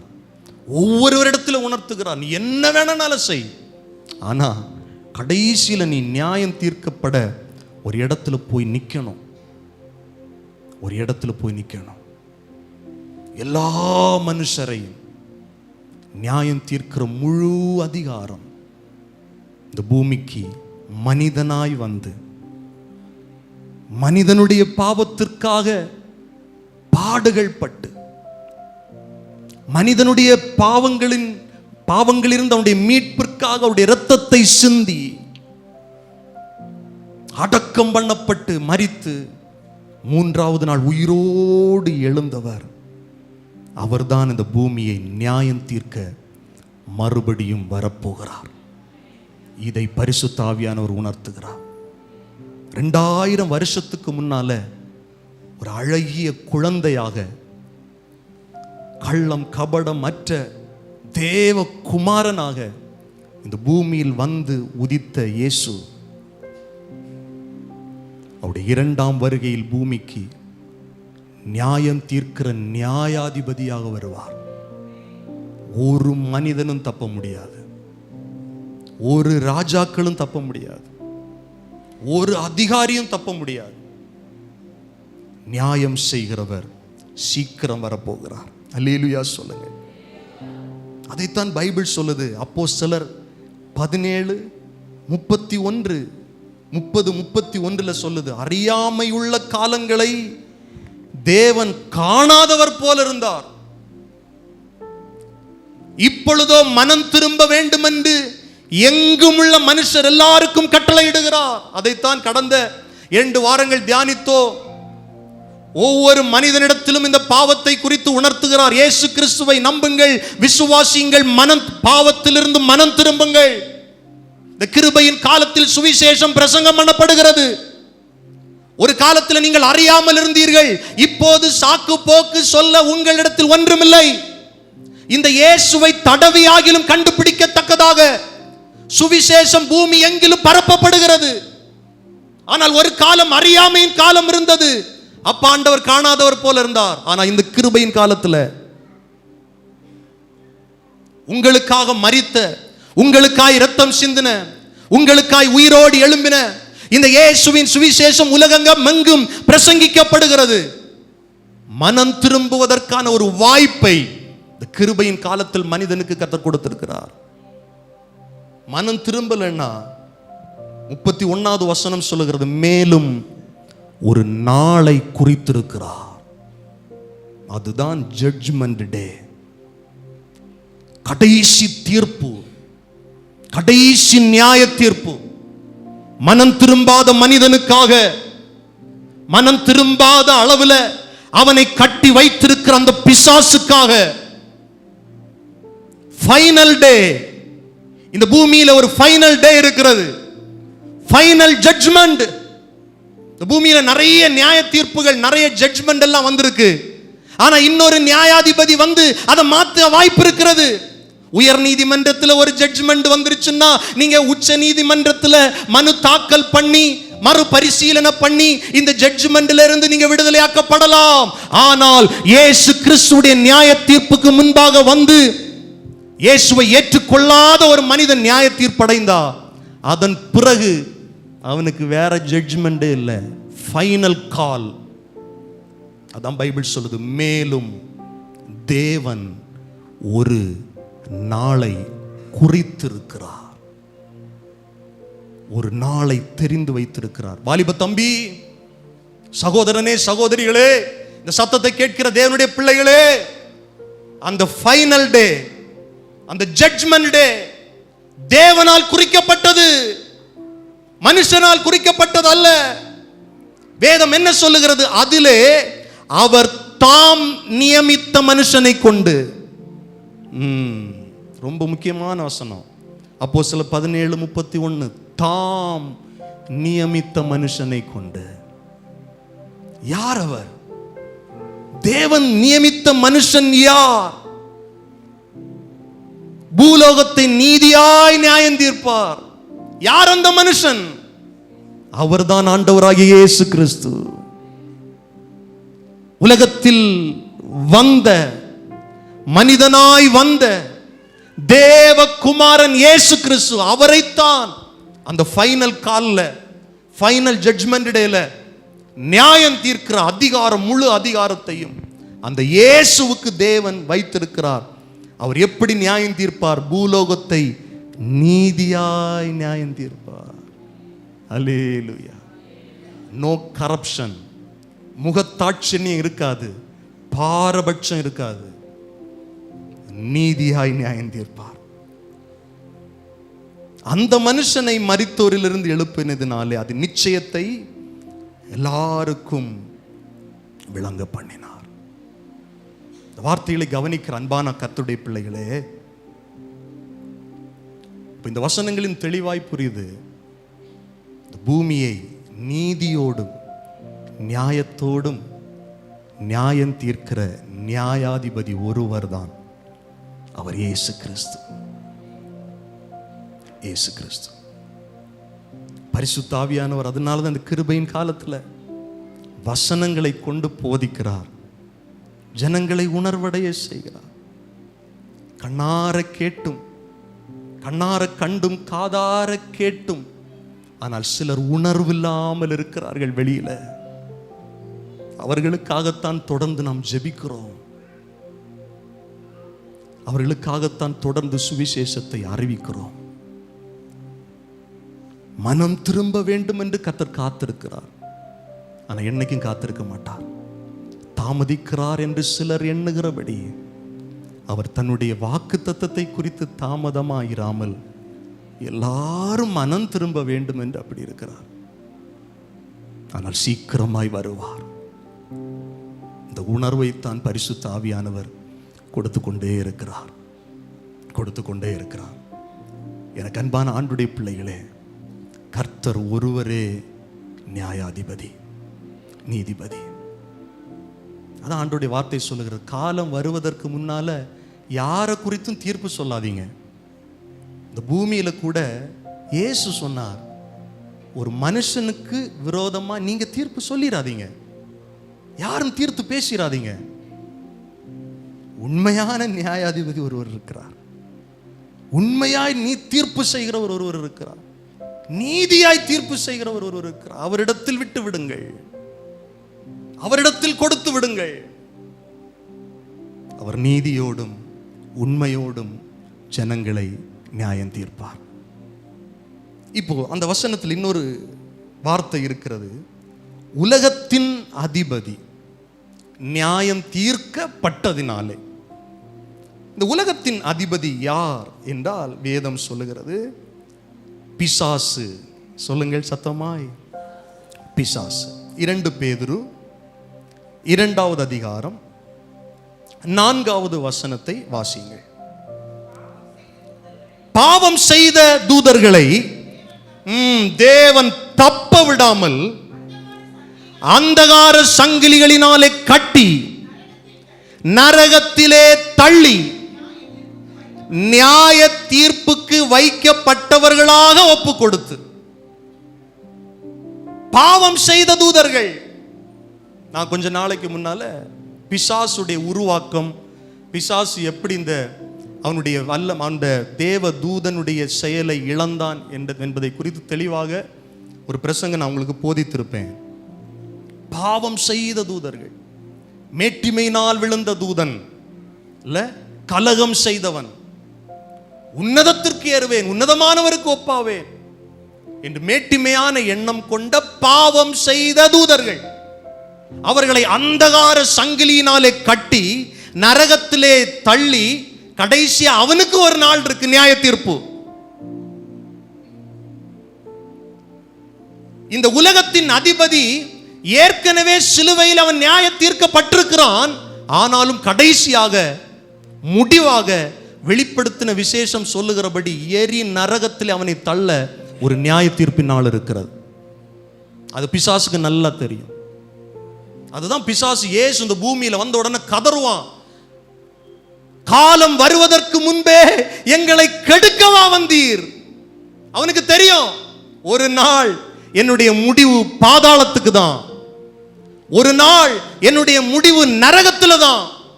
அவனுக்கு நல்லா தெரியும். அவன் சொல்றான், காலம் வருவதற்கு முன்பாக எங்களை கெடுக்கவா வந்தீர், நீர் தேவனுடைய பரிசுத்தர் என்று நான் அறிவேன். பிசாசுக்கு நல்லா தெரியும், நீ தேவனுடைய உன்னதமானவர் என்பதை அறிந்து கொள்ளவே கொண்டிருக்கிறேன். பிசாசுக்கு நல்லா தெரியும், இயேசுவை குறித்து நல்லா தெரியும். நமக்கு உணர்வு இருக்கோ இல்லையோ, அவனுக்கு நல்ல உணர்வு உண்டு.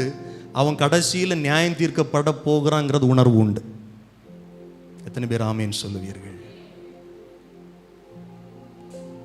சிலுவையில் இயேசு இந்த பூமிக்கு வந்த பிரதான காரியங்கள் ஒன்று என்னன்னா, பைபிள் என்ன சொல்லுது? பிசாசுடைய கிரியைகளை அழிக்கவே மனுஷகுமார் அந்த பூமியில வெளிப்பட்டார். ஏற்கனவே உங்களுக்கு சொல்லியிருக்கிறேன், தேவனுக்கு பிசாசு எதிரியாக முடியாது. தேவனுக்கு நிகர அவனால எதிர்த்து நிற்க முடியாது. பிசாசு யாருக்கு எதிரின்னா நம்முடைய எதிரி. நம்முடைய பைபிளை தான் தெளிவா திரும்ப திரும்ப உங்கள் எதிராளி ஆகிய பிசாசானவன் எவனை விழுங்கலாமோ என்று வகை தேடி சுற்றி திரிகிறான். ஏதேன் தோட்டத்தில் எதிர்த்து வந்துட்டான், தந்திரமா வந்துட்டான். ஆனா அதே அதிகாரத்தில் அவனுக்கான அவனுடைய தலை நசுக்கப்படுகிற ஒரு வசனமும் எழுதப்பட்டிருக்கிறது. ஸ்திரீயுடைய வித்துக்கும் உன் வித்துக்கும் பகை உண்டாக்குவேன், அவர் வந்து உன் தலையை நசுக்குவார். அதுதான் சிலுவையில நடந்தது. தலை நசுக்கப்படுகிறதன் அடையாளம் என்னன்னா, பொல்லாத சிந்தைகளும் தந்திரமும், ஏவாள வஞ்சித்த தந்திரமும் எங்க தான் வந்துருச்சு? சிந்தையில், தலையில தான் உருவாகும். அந்த தலையை சிலுவையிலே இயேசு நசுக்கி விட்டார். அதைத்தான் கொலோசியருக்கு எழுதின நிருபத்தில் அப்போஸ்தலனாகிய பவுல் சொல்லுவார் பாருங்கள். 2வது அதிகாரம் 15வது வசனம். துரைத்தனங்களையும் அதிகாரங்களையும் முறிந்து கொண்டு வெளியரங்கமான கோலமாக்கி அவைகளின் மேல் சிலுவையில் வெற்றி சிறந்தார். ஹல்லேலூயா, ஹல்லேலூயா.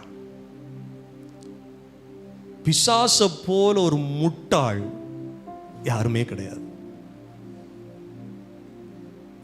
இயேசு சிலுவைக்கு போறது வரைக்கும் ரொம்ப என்ஜாய் பண்ண, ஆப்பாடா இப்ப அவர் செத்துருவார். ஆனா அவனுக்கு அப்புறம் தான் விளங்குது,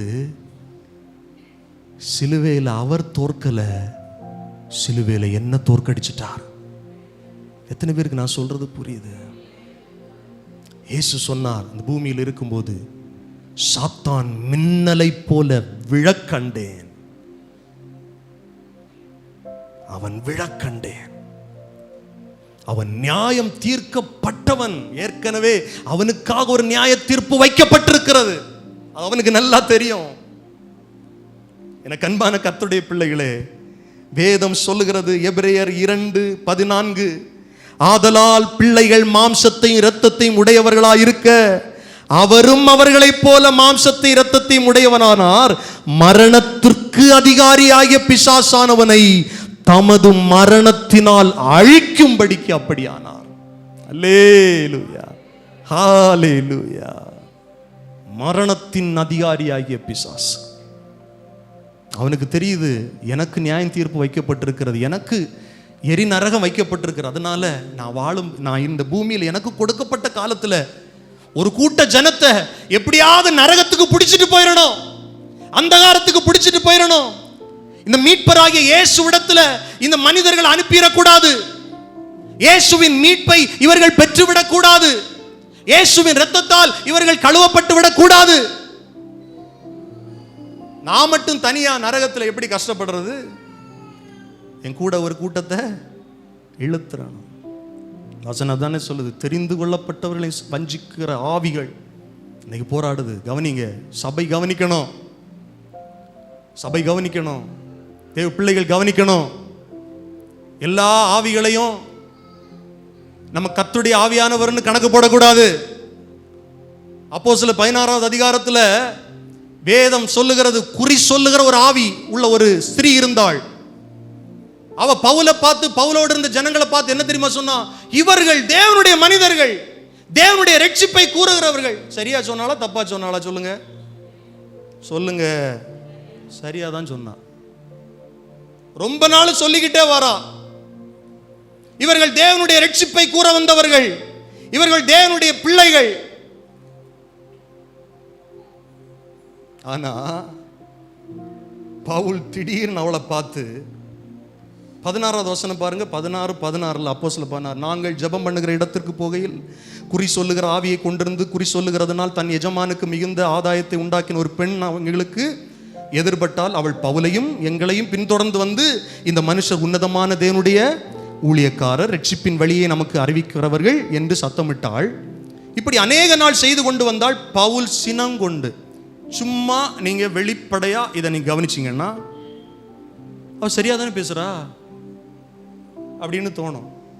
ஆனா அவளுக்குள்ள இருந்த ஆவி பொல்லாத ஆவி, அசுத்த ஆவி. நான் என்ன சொல்றேன்னா, அசுத்த ஆவிக்கும் தெரியும் நாம யாருன்னு.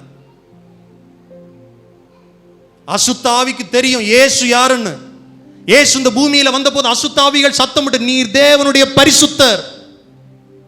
பவுல் சினம் கொண்டு என்ன சொல்றாரு?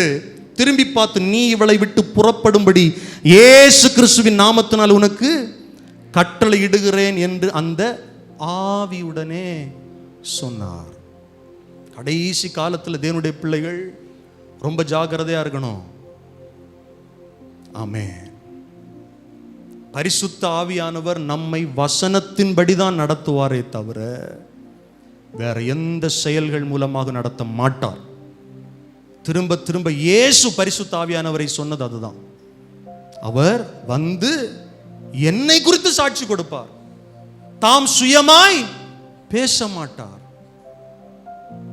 வேத வசனங்களில் இல்லாத அனுபவங்களை எந்த மனுஷன் போதித்தாலும் அதை புறக்கணியுங்கள் இயேசுவின் நாமத்தினால.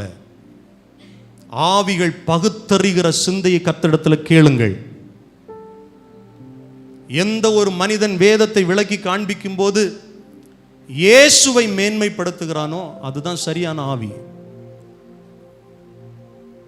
என்னுடைய அனுபவம், என்னுடைய சாட்சி எல்லாம் இருக்கணும். ஆனா வசனம் என்ன சொல்லுது, வேதம் இதை குறித்து என்ன சொல்லுது, தீர ஆராயணும். அதனால தான் திரும்ப திரும்ப சொல்ல, சகோதரர்கள், பைபிள் உங்க கையில எப்பவும் இருக்கட்டும். வீட்டில் படிங்க, தியானிங்க. யூடியூப்ல செய்தி கேட்கறது நல்லது, தவறுன்னு சொல்லல. நலமானதை தெரிந்தெடுங்கள்னு பைபிள் சொல்லுது. எது சத்தியம், எது கிறிஸ்துவுக்கு நேராக என்ன நடத்துகிறது, எது கிறிஸ்துவின் பாதையில் நடத்துகிறது, வேத வசனம் என்ன போதிக்கிறது, ஆராயணும். நம்ம படித்தவங்க தானே, நம்ம அறிவுள்ளவங்க தானே. ஒரு கடையில் ஒரு திங்ஸ் வாங்க போனால் என்னெல்லாம் பார்க்குறோம்ல, எக்ஸ்பைரி டேட்டு பார்க்குறோம், குவாலிட்டி பார்க்குறோம், குவான்டிட்டி பார்க்குறோம், தரம் பார்க்குறோம், எல்லாம் செய்கிறோம். சத்தியத்தை மட்டும் யார் என்ன சொன்னாலும் அப்படியே ஓகே, இவர் சொல்றதும் சரி அவர் சொல்றதும் சரின்னு எடுத்துக்கிறதா? வேதத்தின் மகத்துவங்களை உங்கள் கையில் கர்த்தர் எழுதி கொடுத்திருக்கிறார். ஆனா நம்ம என்ன பண்றோம்னா அதை அந்நிய காரியமா நினைக்கிறோம். சண்டே மட்டும்தான் பைபிள் திறக்கிறதா? இல்ல, டெய்லி படிங்க, டெய்லி வாசிங்க, டெய்லி தியானிங்க. சர்ச்சுக்கு வரும்போது பைபிளை எடுத்துட்டு வாங்க. கடைசி காலம் பொல்லாத காலம். பைபிள் சொல்லுது, அவனுக்கு நிறைய நாள் இல்லைன்னு சொல்லி தெரிந்து கொள்ளப்பட்டவர்களையும் வஞ்சிக்கிறான். ரொம்ப கவனிங்க. பரிசுத்த ஆவியானவர் உணர்வடைய செய்வாரே தவிர உணர்ச்சி வசப்பட செய்ய மாட்டார். நான் சொல்றேன், எத்தனை பேருக்கு புரியுது? ஹல்லேலூயா. அப்ப நியாய தீர்ப்பை குறித்து உணர்த்துவார். இன்னைக்கு நிறைய அனுபவங்கள், நிறைய தனிப்பட்ட காரியங்களை யோசி டீவியேட் ஆகி எல்லாரும் நியாய தீர்ப்புக்கு நிறைய பேர் வைக்கப்பட்டிருக்கிறார்கள். மனுஷரை பிரியப்படுத்த, ஜனங்களை பிரியப்படுத்த. அப்போ சில நாட்கள் நிறைய பேர், பவுலே சொல்றார், அவளுக்கு ஜாக்கிரதையா இருங்க, நம்ம கூட இருந்தவங்க தான் இப்படி மாறிட்டாங்க, ஜாக்கிரதையா இருங்க. கண்பான கர்த்தருடைய பிள்ளைகள், எல்லாவற்றையும் கர்த்தர் ஒரு நாள் நியாயத்திலே நிறுத்துவார். சரி, ஏன்னா பைபிள் சொல்லுது, 1 யோவான் 3:8, பாவம் செய்கிறவன் பிசாசினால் உண்டாயிருக்கிறான், ஏனெனில் பிசாசானவன் ஆதி முதல் பாவம் செய்கிறவனாயிருக்கிறான். பிசாசுடைய கிரியைகளை அழிக்கும்படிக்கே தேவனுடைய குமாரன். சரி, இப்போ கவனிங்கள். அப்போ பிசாசு தான் அந்த உலகத்தின் அதிபதி. அவன் ஏற்கனவே சிலுவையிலே நியாயம் தீர்க்கப்பட்டவன். கடைசி அவனுடைய முடிவு நரகம் என்று எழுதப்பட்டிருக்கிறது. இவனுடைய தீவிரமான போராட்டம் எப்போ இன்னும் ஜாஸ்தியா இருக்கும்னா, உபத்திரவ காலத்துல இன்னும் ஜாஸ்தியா இருக்கும். நீங்க வெளிப்படுத்தின விசேஷம் ஒரு அதிகாரத்தை நான் வேகமா அதுல இருந்து சில காரியங்களை சொல்லி நான் முடிக்க விரும்புகிறேன். அதுதான் நியாய தீர்ப்பு. இந்த பூமியில வருகிற கடைசி நியாய தீர்ப்பை குறித்து எழுதப்பட்டிருக்கிற அதிகாரம். வெளிப்படுத்துதல் 20வது அதிகாரத்தை எடுத்துக்கொள்ளுங்கள், கவனிங்கள். அதுல தொடக்கம், நீங்க 20வது அதிகாரத்தின் தொடக்கத்திலிருந்து படிக்கும்போது 1000 வருட அரசாட்சியின் ஆரம்பம், அதாவது உபத்திரவ காலத்திற்கு பிறகு, உபத்திரவ காலம் முடிந்ததற்கு பிறகு. கவனிங்கள், நானும் நீங்களும் அந்த உபத்திரவ காலத்தில் இருப்போமா மாட்டோமா? நல்லா யோசிச்சு சொல்லுங்க. ஏன் இருக்க மாட்டோம்? இந்த பூமியில் மகா உபத்திரவம் வருவதற்கு முன்பாக என்னை ரட்சித்த இயேசு மத்திய ஆகாயத்தில் வெளிப்படுவார். அவருடைய சத்தம் என் காதுகளிலே கேட்கும். நான் இந்த பூமியிலிருந்து நான் மரிச்சிட்டேன்னா என்னுடைய மறுரூப சரீரத்தில் நான் மேலே போவேன். நான் உயிரோடு இருந்தேன்னா நான் அப்படியே வானத்திற்கு நேராய் அவருடைய சமூகத்தில் எடுத்துக்கொள்ளப்படுவேன். சபை எடுத்துக்கொள்ளப்படுதலுக்கு பிறகுதான் இந்த பூமியில் உபத்திரவ காலம் தொடங்கும். அந்த மகா உபத்திரவத்தில் பிசாசுடைய கிரியைகள் பயங்கரமாய் கட்டவிழ்க்கப்படும். அந்தி கிறிஸ்துடைய அரசாட்சி, மிருகத்துடைய அரசாட்சி, கூட்டணி ஆட்சி எப்படி இருக்கும்னா, அந்தி கிறிஸ்து, மிருகம், வலு சர்ப்பம், பிசாசு, இவருடைய கூட்டாட்சி இந்த உபத்திரவ காலத்தில் கட்டவிழ்க்கப்பட்டிருக்கும். ஆரம்பத்தில் அவன் தன்னை கிறிஸ்துவாய் காண்பிப்பான். போக போக இஸ்ரவேல் ஜனங்களுக்கே தெரியும் பொய். மத்தேயு 26வது அதிகாரத்தில் சொல்லப்பட்ட காரியங்கள் எல்லாம் அப்ப நடக்கும். உபத்திரவ காலத்தில் நடக்கும். ஜனங்கள் சிதறடிக்கப்படுவார்கள். அந்த உபத்திரவ காலத்தின் முடிவில் 20வது வசனம் வெளிப்படுத்தல் 19:20 பாருங்க என்ன நடக்கும்னா, அப்பொழுது மிருகம் பிடிக்கப்பட்டது. மிருகத்தின் முன்பாக செய்த அற்புதங்களால் அதன் முத்திரையை தரித்தவர்களையும் அதன் சொரூபத்தை வணங்கினவர்களையும் மோசம் போக்கின கள்ள தீர்க்கதரிசியும் கூட பிடிக்கப்பட்டான். இவருவரும் கந்தகம் எரிகிற அக்கினி கடலிலே உயிரோடே தள்ளப்பட்டார்கள். அப்போ கவனிங்க, உபத்திரவ காலத்தின் முடிவில் கள்ள தீர்க்கதரிசிக்கும் மிருகத்துக்கும் 2 பேருக்கும் நியாயம் தீர்ப்பு. உயிரோட அவங்கள பிடிச்சி கர்த்தர் எங்க போட்டுருவாருன்னா எரிகிற அக்கினிக்குள்ள. நல்லா கவனிங்க, முதல்ல பிசாசுக்கு நியாய தீர்ப்பு இல்லை, நான் சொல்றேன் எப்போ நியாய தீர்ப்புன்னு. மிருகத்துக்கும் கள்ள தீர்க்கதரிசிக்கும். 20வது அதிகாரம் தொடங்கும் போதுதான் ஆண்டவருடைய 1000 வருட அரசாட்சியை குறித்து அங்கே எழுதப்பட்டிருக்கிறது.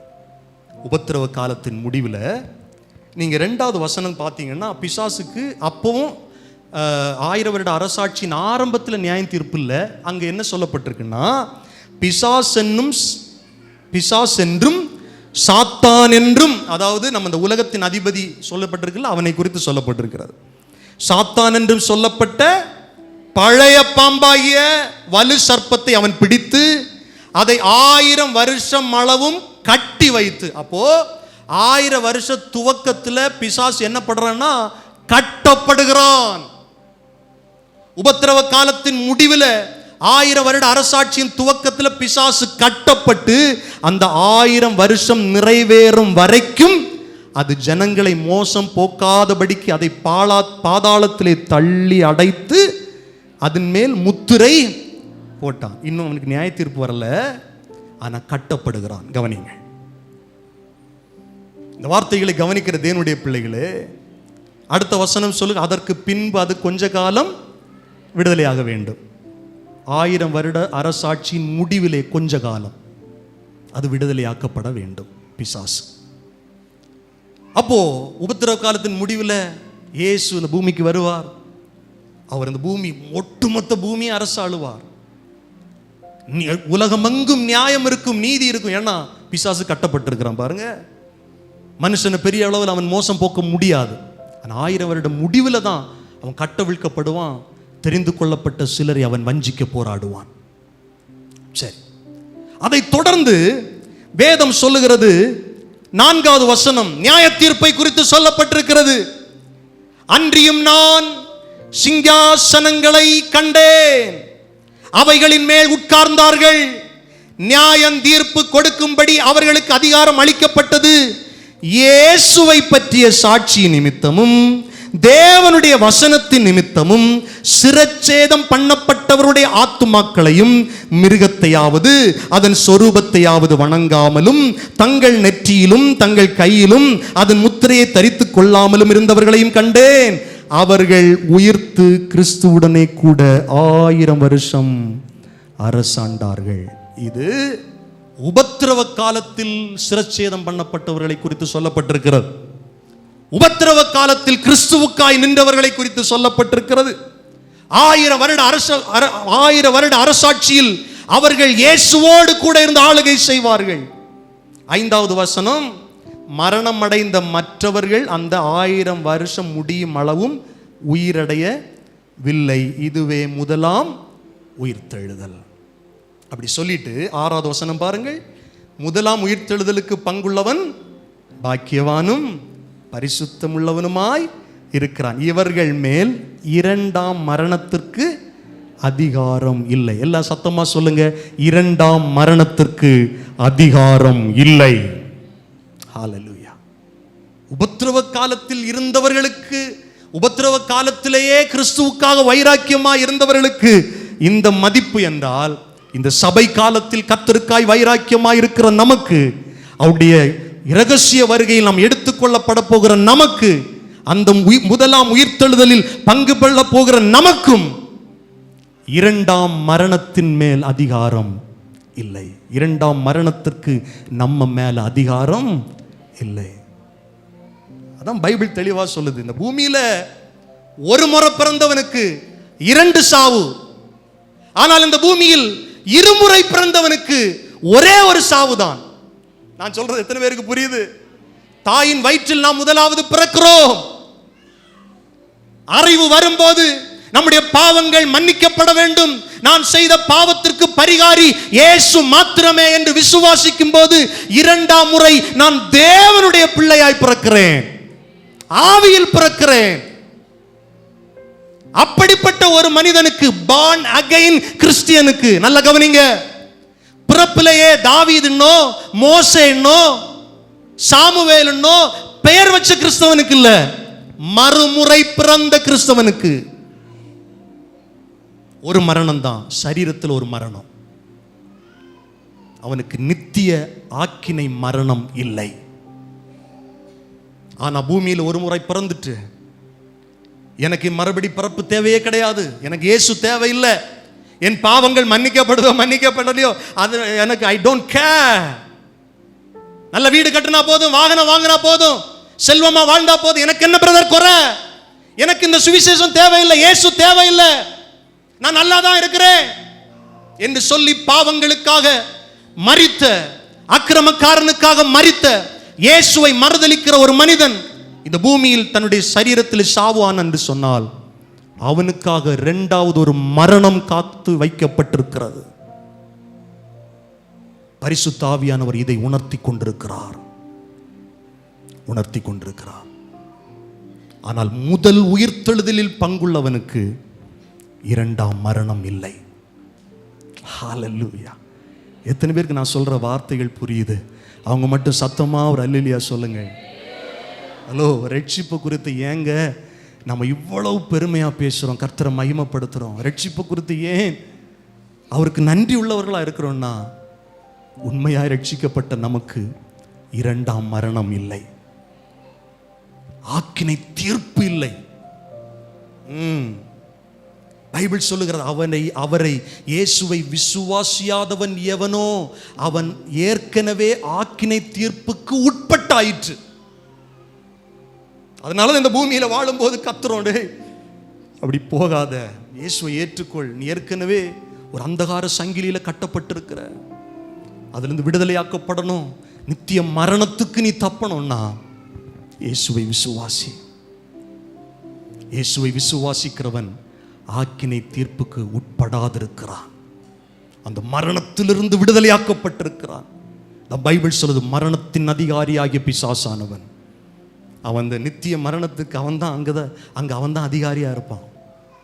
அந்த பிசாசை தன்னுடைய மரணத்தினாலே அழிக்கும்படிக்கு இயேசு நம்மை போல மாம்சத்தையும் இரத்தத்தையும் உடையவர் ஆனார். ஹல்லேலூயா, ஹல்லேலூயா, ஜீசஸ். சரி, 1000 வருஷம் முடியும் போது 7வது வசனம் பாருங்க. சாத்தான் தன் காவலிலிருந்து விடுதலையாகி, கொஞ்ச காலம் விடுதலையாகணும் இல்லையா, விடுதலையாகி நிறைய ஜனங்கள் அவன் மோசம் போக்குறான். 10வது வசனம், மேலும் அவர்களை மோசம் போக்கின பிசாசானவன், இங்கதான் அவனுடைய நித்திய நியாய தீர்ப்பு எழுதப்பட்டிருக்கிறது. அவர்களை மோசம் போக்கின பிசாசானவன் மிருகமும் கள்ள தீர்க்கதரிசியுமா இருக்கிற இடமாகிய அக்கினியும் கந்தகுமான கடலிலே தள்ளப்பட்டான். இதுதான் பிசாசுக்கு வைக்கப்பட்டிருக்கிற ஃபைனல் நியாய தீர்ப்பு. ஏற்கனவே யாரெல்லாம் அவன் கூட்டாளி யாரெல்லாம் இருக்கிறாங்க உள்ள? மிருகமும் கள்ள தீர்க்கதரிசியும். அவங்க இருக்கிற இடத்துல பிசாசையும் கர்த்தர் என்ன பண்றாருன்னா பைபிள் என்ன சொல்லுதுன்னா, இரவும் பகலும் சதா காலங்களிலும் என்ன பண்ணுவாங்க, அவங்க பாதிக்கப்படுவார்கள். இந்த 3 கூட்டணிக்கும் ஒரு கூட்ட ஜனம் துணை போகுது பாருங்க.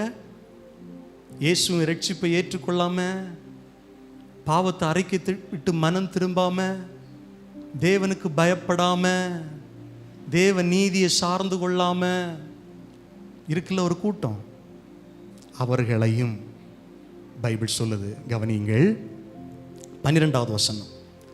மரித்தோராகிய சிறியோரையும் பெரியோரையும் தேவனுக்கு முன்பாக நிற்க கண்டேன். அப்பொழுது புஸ்தகங்கள் திறக்கப்பட்டன. ஜீவ புஸ்தகம் என்னும் வேறொரு புஸ்தகம் திறக்கப்பட்டது. அப்பொழுது அந்த புஸ்தகங்களில் எழுதப்பட்டவைகளின்படியே மரித்தோர் தங்கள் தங்கள் கிரியைகளுக்கு தக்கதாக என்ன அடைந்தார்கள்? சத்தமா சொல்லுங்கள். நியாய தீர்ப்படைந்தார்கள். பூமியில நம்ம செய்கிற காரியமா இருந்தாலும், பாவிகள் செய்கிற காரியமா இருந்தாலும், டாக்குமெண்ட் இல்லாம அழிச்சிடலாம். கர்த்தருடைய டாக்குமெண்ட்ல இருந்து அழிக்கவே முடியாது. எவ்ரிதிங் நோட்டட், எவ்ரி செகண்ட்ஸ்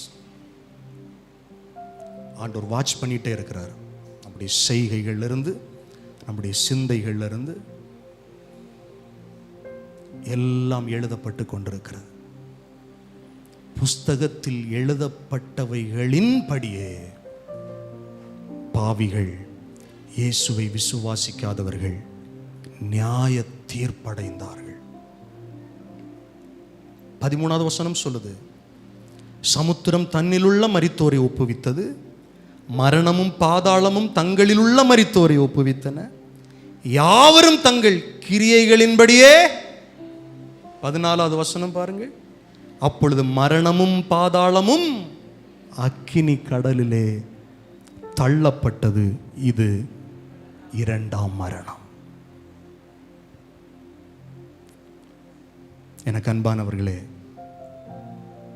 மனுஷனுடைய துவக்கத்தையும் இந்த பைபிள் தான் சொல்லுது. மனுஷனுடைய முடிவையும் இந்த பைபிள் தான் சொல்லுது. மனுஷனுடைய ரட்சிப்பிற்கு ஏற்ற வழியையும் இந்த பைபிள் தான் சொல்லுது. அந்த ரட்சிப்பை புறக்கணிக்கிற மனிதனுக்கு வருகிற நியாய தீர்ப்பையும் இந்த பைபிள் தான் சொல்லுது. வசனம் ரொம்ப முக்கியம். அழியாத வார்த்தைகள். எனக்கு அன்பானவர்களே, பரிசுத்த ஆவியானவர் இதைத்தான் உணர்த்துகிறார். அவருடைய முக்கியமான செயல்பாடுகளில் ஒன்று ஜனங்களை உணர்வடைய செய்வது. நியாய தீர்ப்பு ஒன்று இருக்கிறது. நியாயாசனத்திற்கு முன்பாக மனிதன் நிற்க வேண்டும். இயேசுவை ஏற்றுக்கொள்ளாதவர்கள் நித்திய நரகத்தில், 2ஆம் மரணத்தில், பாதாளமும் மரணமும் 2ஆம் அந்த அக்கினி நரகத்தில் தள்ளப்படும். சதா காலம் இரவும் பகலும் அவர்கள் வாதிக்கப்படுவார்கள். நீங்க அடுத்த அதிகாரத்தில் வாசி பார்த்தீங்கன்னா, நானும் நீங்களும் குடியிருக்கிற பரலோகத்தின் மேன்மை குறித்து பைபிள் பதிவு செய்கிறது. ஹல்லேலூயா. எத்தனை பேர் இந்த பரிசுத்த ஆவியானவருக்கு இடம் கொடுக்க விரும்புறீங்க? அவர் சொல்றபடி இயேசுவை சரியான விதத்தில் புரிந்து கொள்ளுங்கள், அறிந்து கொள்ளுங்கள். தேவ கோபாக்கினை நம்ம மேல வந்துடக்கூடாது. நம்ம எல்லாரும் அப்படி எழுந்து நிற்கலாமா? Jesus, Jesus, Jesus, Jesus. Hallelujah. பரலோகமே ஸ்தோத்திரம் ஆண்டவரே. நீர் எங்களுக்காக வைத்திருக்கிற உன்னதமான திட்டத்திற்காய் நன்றி அப்பா. நீர் கொடுத்த இந்த ரட்சிப்புக்கு நாங்கள் என்னத்தை செலுத்துவோம் ஆண்டவரே, என்னத்தை செலுத்துவோம் ஆண்டவரே. நித்திய நரகத்திலிருந்து எங்களை விடுதலை ஆக்கி இருக்கிறீர். பாதாளத்திலிருந்து விடுதலையாக்கி இருக்கிறீர். எரி நரகத்திலிருந்து விடுதலையாக்கி இருக்கிறீர். உலகத்தின் அதிபதியாக பிசாசை நியாயம் தீர்த்திருக்கிறீர். Thank you Jesus, thank you Jesus, thank you Jesus. Hallelujah, hallelujah. எல்லாரும் கண்களை மூடி கர்த்தருக்கு நன்றி சொல்லுங்கள். இன்னும் உங்க வீட்டார் சரிவர இயேசுவை ஏற்றுக்கொள்ளலைன்னா தொடர்ந்து ஜெபியுங்கள், தொடர்ந்து ஜெபியுங்கள், தொடர்ந்து ஜெபியுங்கள். கர்த்தர் அவர்களுக்கும் அந்த பாவத்தை குறித்து உணர்த்தட்டுமே, பரிசுத்த ஆவியானவர் உணர்த்தட்டுமே. ஜெபம் பண்ணுங்கள், ஜெபம் பண்ணுங்கள். ஆண்டவரே, ஹல்லேலூயா, ஹல்லேலூயா. பலிபீடத்தில் என்னை பரனே படைக்கின்றேனே இந்த வேளை, அடியேனை திரு சித்தம் போல ஆண்டு நடத்திடுமே.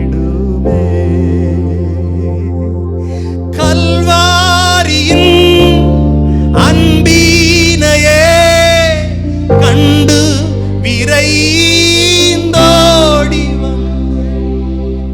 கல்வாரியின் அன்பினையே கண்டு விரைந்தோடி வந்தேன். கழுவும் திருரத்தத்தாலே கரை நீங்க இருதயத்தை, கழுவும் திருரத்தத்தாலே கரை நீங்க இருதயத்தை. சுயமன்னில் சாம்பலாய் மாற சுத்தாவியே ஆனல் கூட்டும். ஜெயம் பெற்று நாமீசம் சாக தேவா அருள் செய்குவி. சுயமன்னில்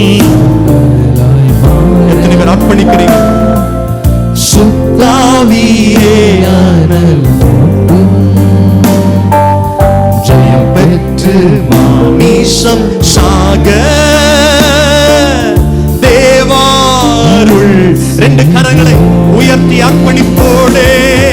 கல்வாரி அன்பினையே கண்டு விரைந்தோடி வந்தேன். கல்வாரி அன்பினையே கண்டு விரைந்தோடி வந்தேன். கழுவும் திருரத்தத்தாலே கரை நீங்க இருதயத்தை, கழுவும் திருரத்தத்தாலே கரை நீங்க இருதயத்தை. இந்த சத்தத்தை கேட்கிற தேவ பிள்ளைகளே,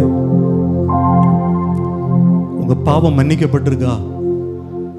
நீ கர்த்தருடைய இரத்தத்தினால் கழுவப்பட்டிருக்கிறீங்களா? உங்க பாவங்களை இயேசுவுக்கு முன்னால் அரைக்க செஞ்சிருக்கிறீங்களா? இயேசு என் பாவத்தை மன்னித்தார், எனக்காக மரித்தார், அடக்கம் பண்ணப்பட்டார், உயிரோடு எழும்பினார், அவர் சொன்னபடி திரும்ப வருவார் என்கிற நம்பிக்கை உங்களுக்கு இருக்கா? அப்படி இல்லைன்னா நீங்க ரட்சிக்கப்படலை பிரதர். இன்னும் பாவம் செஞ்சுக்கிட்டே இருக்கிறேன் அப்படின்னா இன்னைக்கு மனம் திரும்புங்க. சர்ச்சுக்கு வர்றதுனால பரலோகத்துக்கு போக முடியும் அப்படின்னு நினைக்காதீங்க. உங்களுக்குள்ள ஒரு மாற்றம் வரணும். சகோதரிகள், சகோதரர்கள், உங்களுக்குள்ள ஒரு பர்சனல் என்கவுண்டர் வரணும். கர்த்தரோடு நீங்கள் ஐக்கியப்பட்டிருக்கணும். மனுஷங்கிட்ட உங்க பாவத்தை சொல்ல வேண்டிய அவசியம் இல்லை, உங்க வீக்னஸை சொல்ல வேண்டிய அவசியம் இல்லை. கர்த்தரிடத்தில் அறிக்கையிட்டு மன்னிப்பை பெற்றுக்கொள்ளுங்கள், நீங்கள் ரட்சிக்கப்படுவீர்கள். இந்த இயேசுவே வேண்டாம். இன்னும் பைபிள் என்ன சொல்லுது? இம்மைக்காக மாத்திரம், அதுக்காக உலக ஆசீர்வாதத்துக்காக ஜெபம் பண்ண கூடாதுன்னு பைபிள் சொல்லல. இம்மைக்காக மாத்திரம், இம்மைக்காக மாத்திரம் சர்ச்சுக்கு வரீங்கன்னா உங்களை போல பரிதபிக்கப்பட்டவர்கள் வேற யாரும் இல்லை. இம்மைக்காக மாத்திரமல்ல, நித்தியத்திற்காக நான் கர்த்தரோடு வாழணும். என் ஆத்துமாவில் ஒரு ரட்சிப்பு வேணும், ஆத்துமாவில் ஒரு விடுதலை வேணும். அப்படிப்பட்டவர்களுக்கு இரண்டாம் மரணம் இல்லை. Yes Lord. யார் யார் உண்மையாய் உணர்கிறார்களோ, பரிசுத்த ஆவியானுடைய உணர்த்துதல் யாருக்குள்ள போயிச்சோ, அவங்களை இப்போவே உடைய இரத்தத்தினால கழுவுங்க ஆண்டவரே, உடைய இரத்தத்தினால சுத்திகரிங்க ஆண்டவரே. மீட்கப்படும் நாளுக்கென்று அந்த முத்திரையான பரிசுத்த ஆவியானவர் அவர்கள் பெற்றுக்கொள்ளட்டும். பெற்றுக்கொண்டவர்கள் அந்த ஆவியானவரை துக்கப்படுத்தாதபடிக்கு ஒவ்வொரு நாளும் பரிசுத்தத்தை காத்துக்கொள்ள கிருபை கொடுங்க ஆண்டவரே. எங்களை தாழ்த்துகிறோம் ஆண்டவரே. நீர் எவ்வளவு நல்லவர். எங்கேயோ இருந்தோம், எங்களை தேடி வந்து ரட்சித்து நியாய தீர்ப்பிலிருந்து எங்களை விடுதலையாக்கி, ஆக்கினையிலிருந்து விடுதலையாக்கி. ஏன்னா பைபிள் சொல்லுது, எங்களுக்கு சமாதானத்தை உண்டாக்குகிற ஆக்கினை உம்மேல் வந்தது. எங்களை விடுதலையாக்கி இருக்கிறீர். நன்றி சொல்லுறோம், எங்களை தாழ்த்துகிறோம். இந்த ஆராதனை வெளிப்பட்டு எல்லா மகிமையும் கனத்தையும் உமக்கு தருகிறோம். அப்பிரயோஜனமான ஊழியக்காரன் வெறும் கடமையை மாத்திரம் செஞ்சிருக்கிற ஆண்டவரே, உங்க நாமம் தொடர்ந்து மகிமை அடையட்டும். இயேசுவின் நாமத்தில் ஜெபிக்கிறோம் நல்ல பிதாவே, ஆமென். நம்முடைய கர்த்தராகிய இயேசு கிறிஸ்துவின் கிருபையும் பிதாவாகிய தேவனுடைய அன்பும் பரிசுத்த ஆவியானுடைய ஐக்கியம், பாதுகாப்பு, சமாதானம் நம் ஒவ்வொருவரோடும் கூட கிறிஸ்துவின் வருகை பரியந்தம் நிறைவான ஆசீர்வாதம் தங்கியிருப்பதாக. ஆமென். எல்லாரும் சேர்ந்து சொல்லுவோம். என் ஆத்துமாவே கர்த்தரை ஸ்தோத்திரி, என் முழு உள்ளமையுடைய பரிசுத்த நாமத்தை ஸ்தோத்திரி. என் ஆத்துமாவே கர்த்தரை ஸ்தோத்திரி, கர்த்தர் செய்த சகல உபகாரங்களை ஒரு நாளும் மறவாதே. ஆமென், ஆமென். அல்லேலூயா. சந்தோஷமாய் சொல்லுங்கள் அல்லேலூயா. கர்த்தர் உங்கள் ஒவ்வொருவரையும் ஆசீர்வதிப்பார். ஒருவருக்கு ஒருவர் அன்பின் வாழ்த்துக்களை பகிர்ந்து செல்லுங்கள். ஆமென்.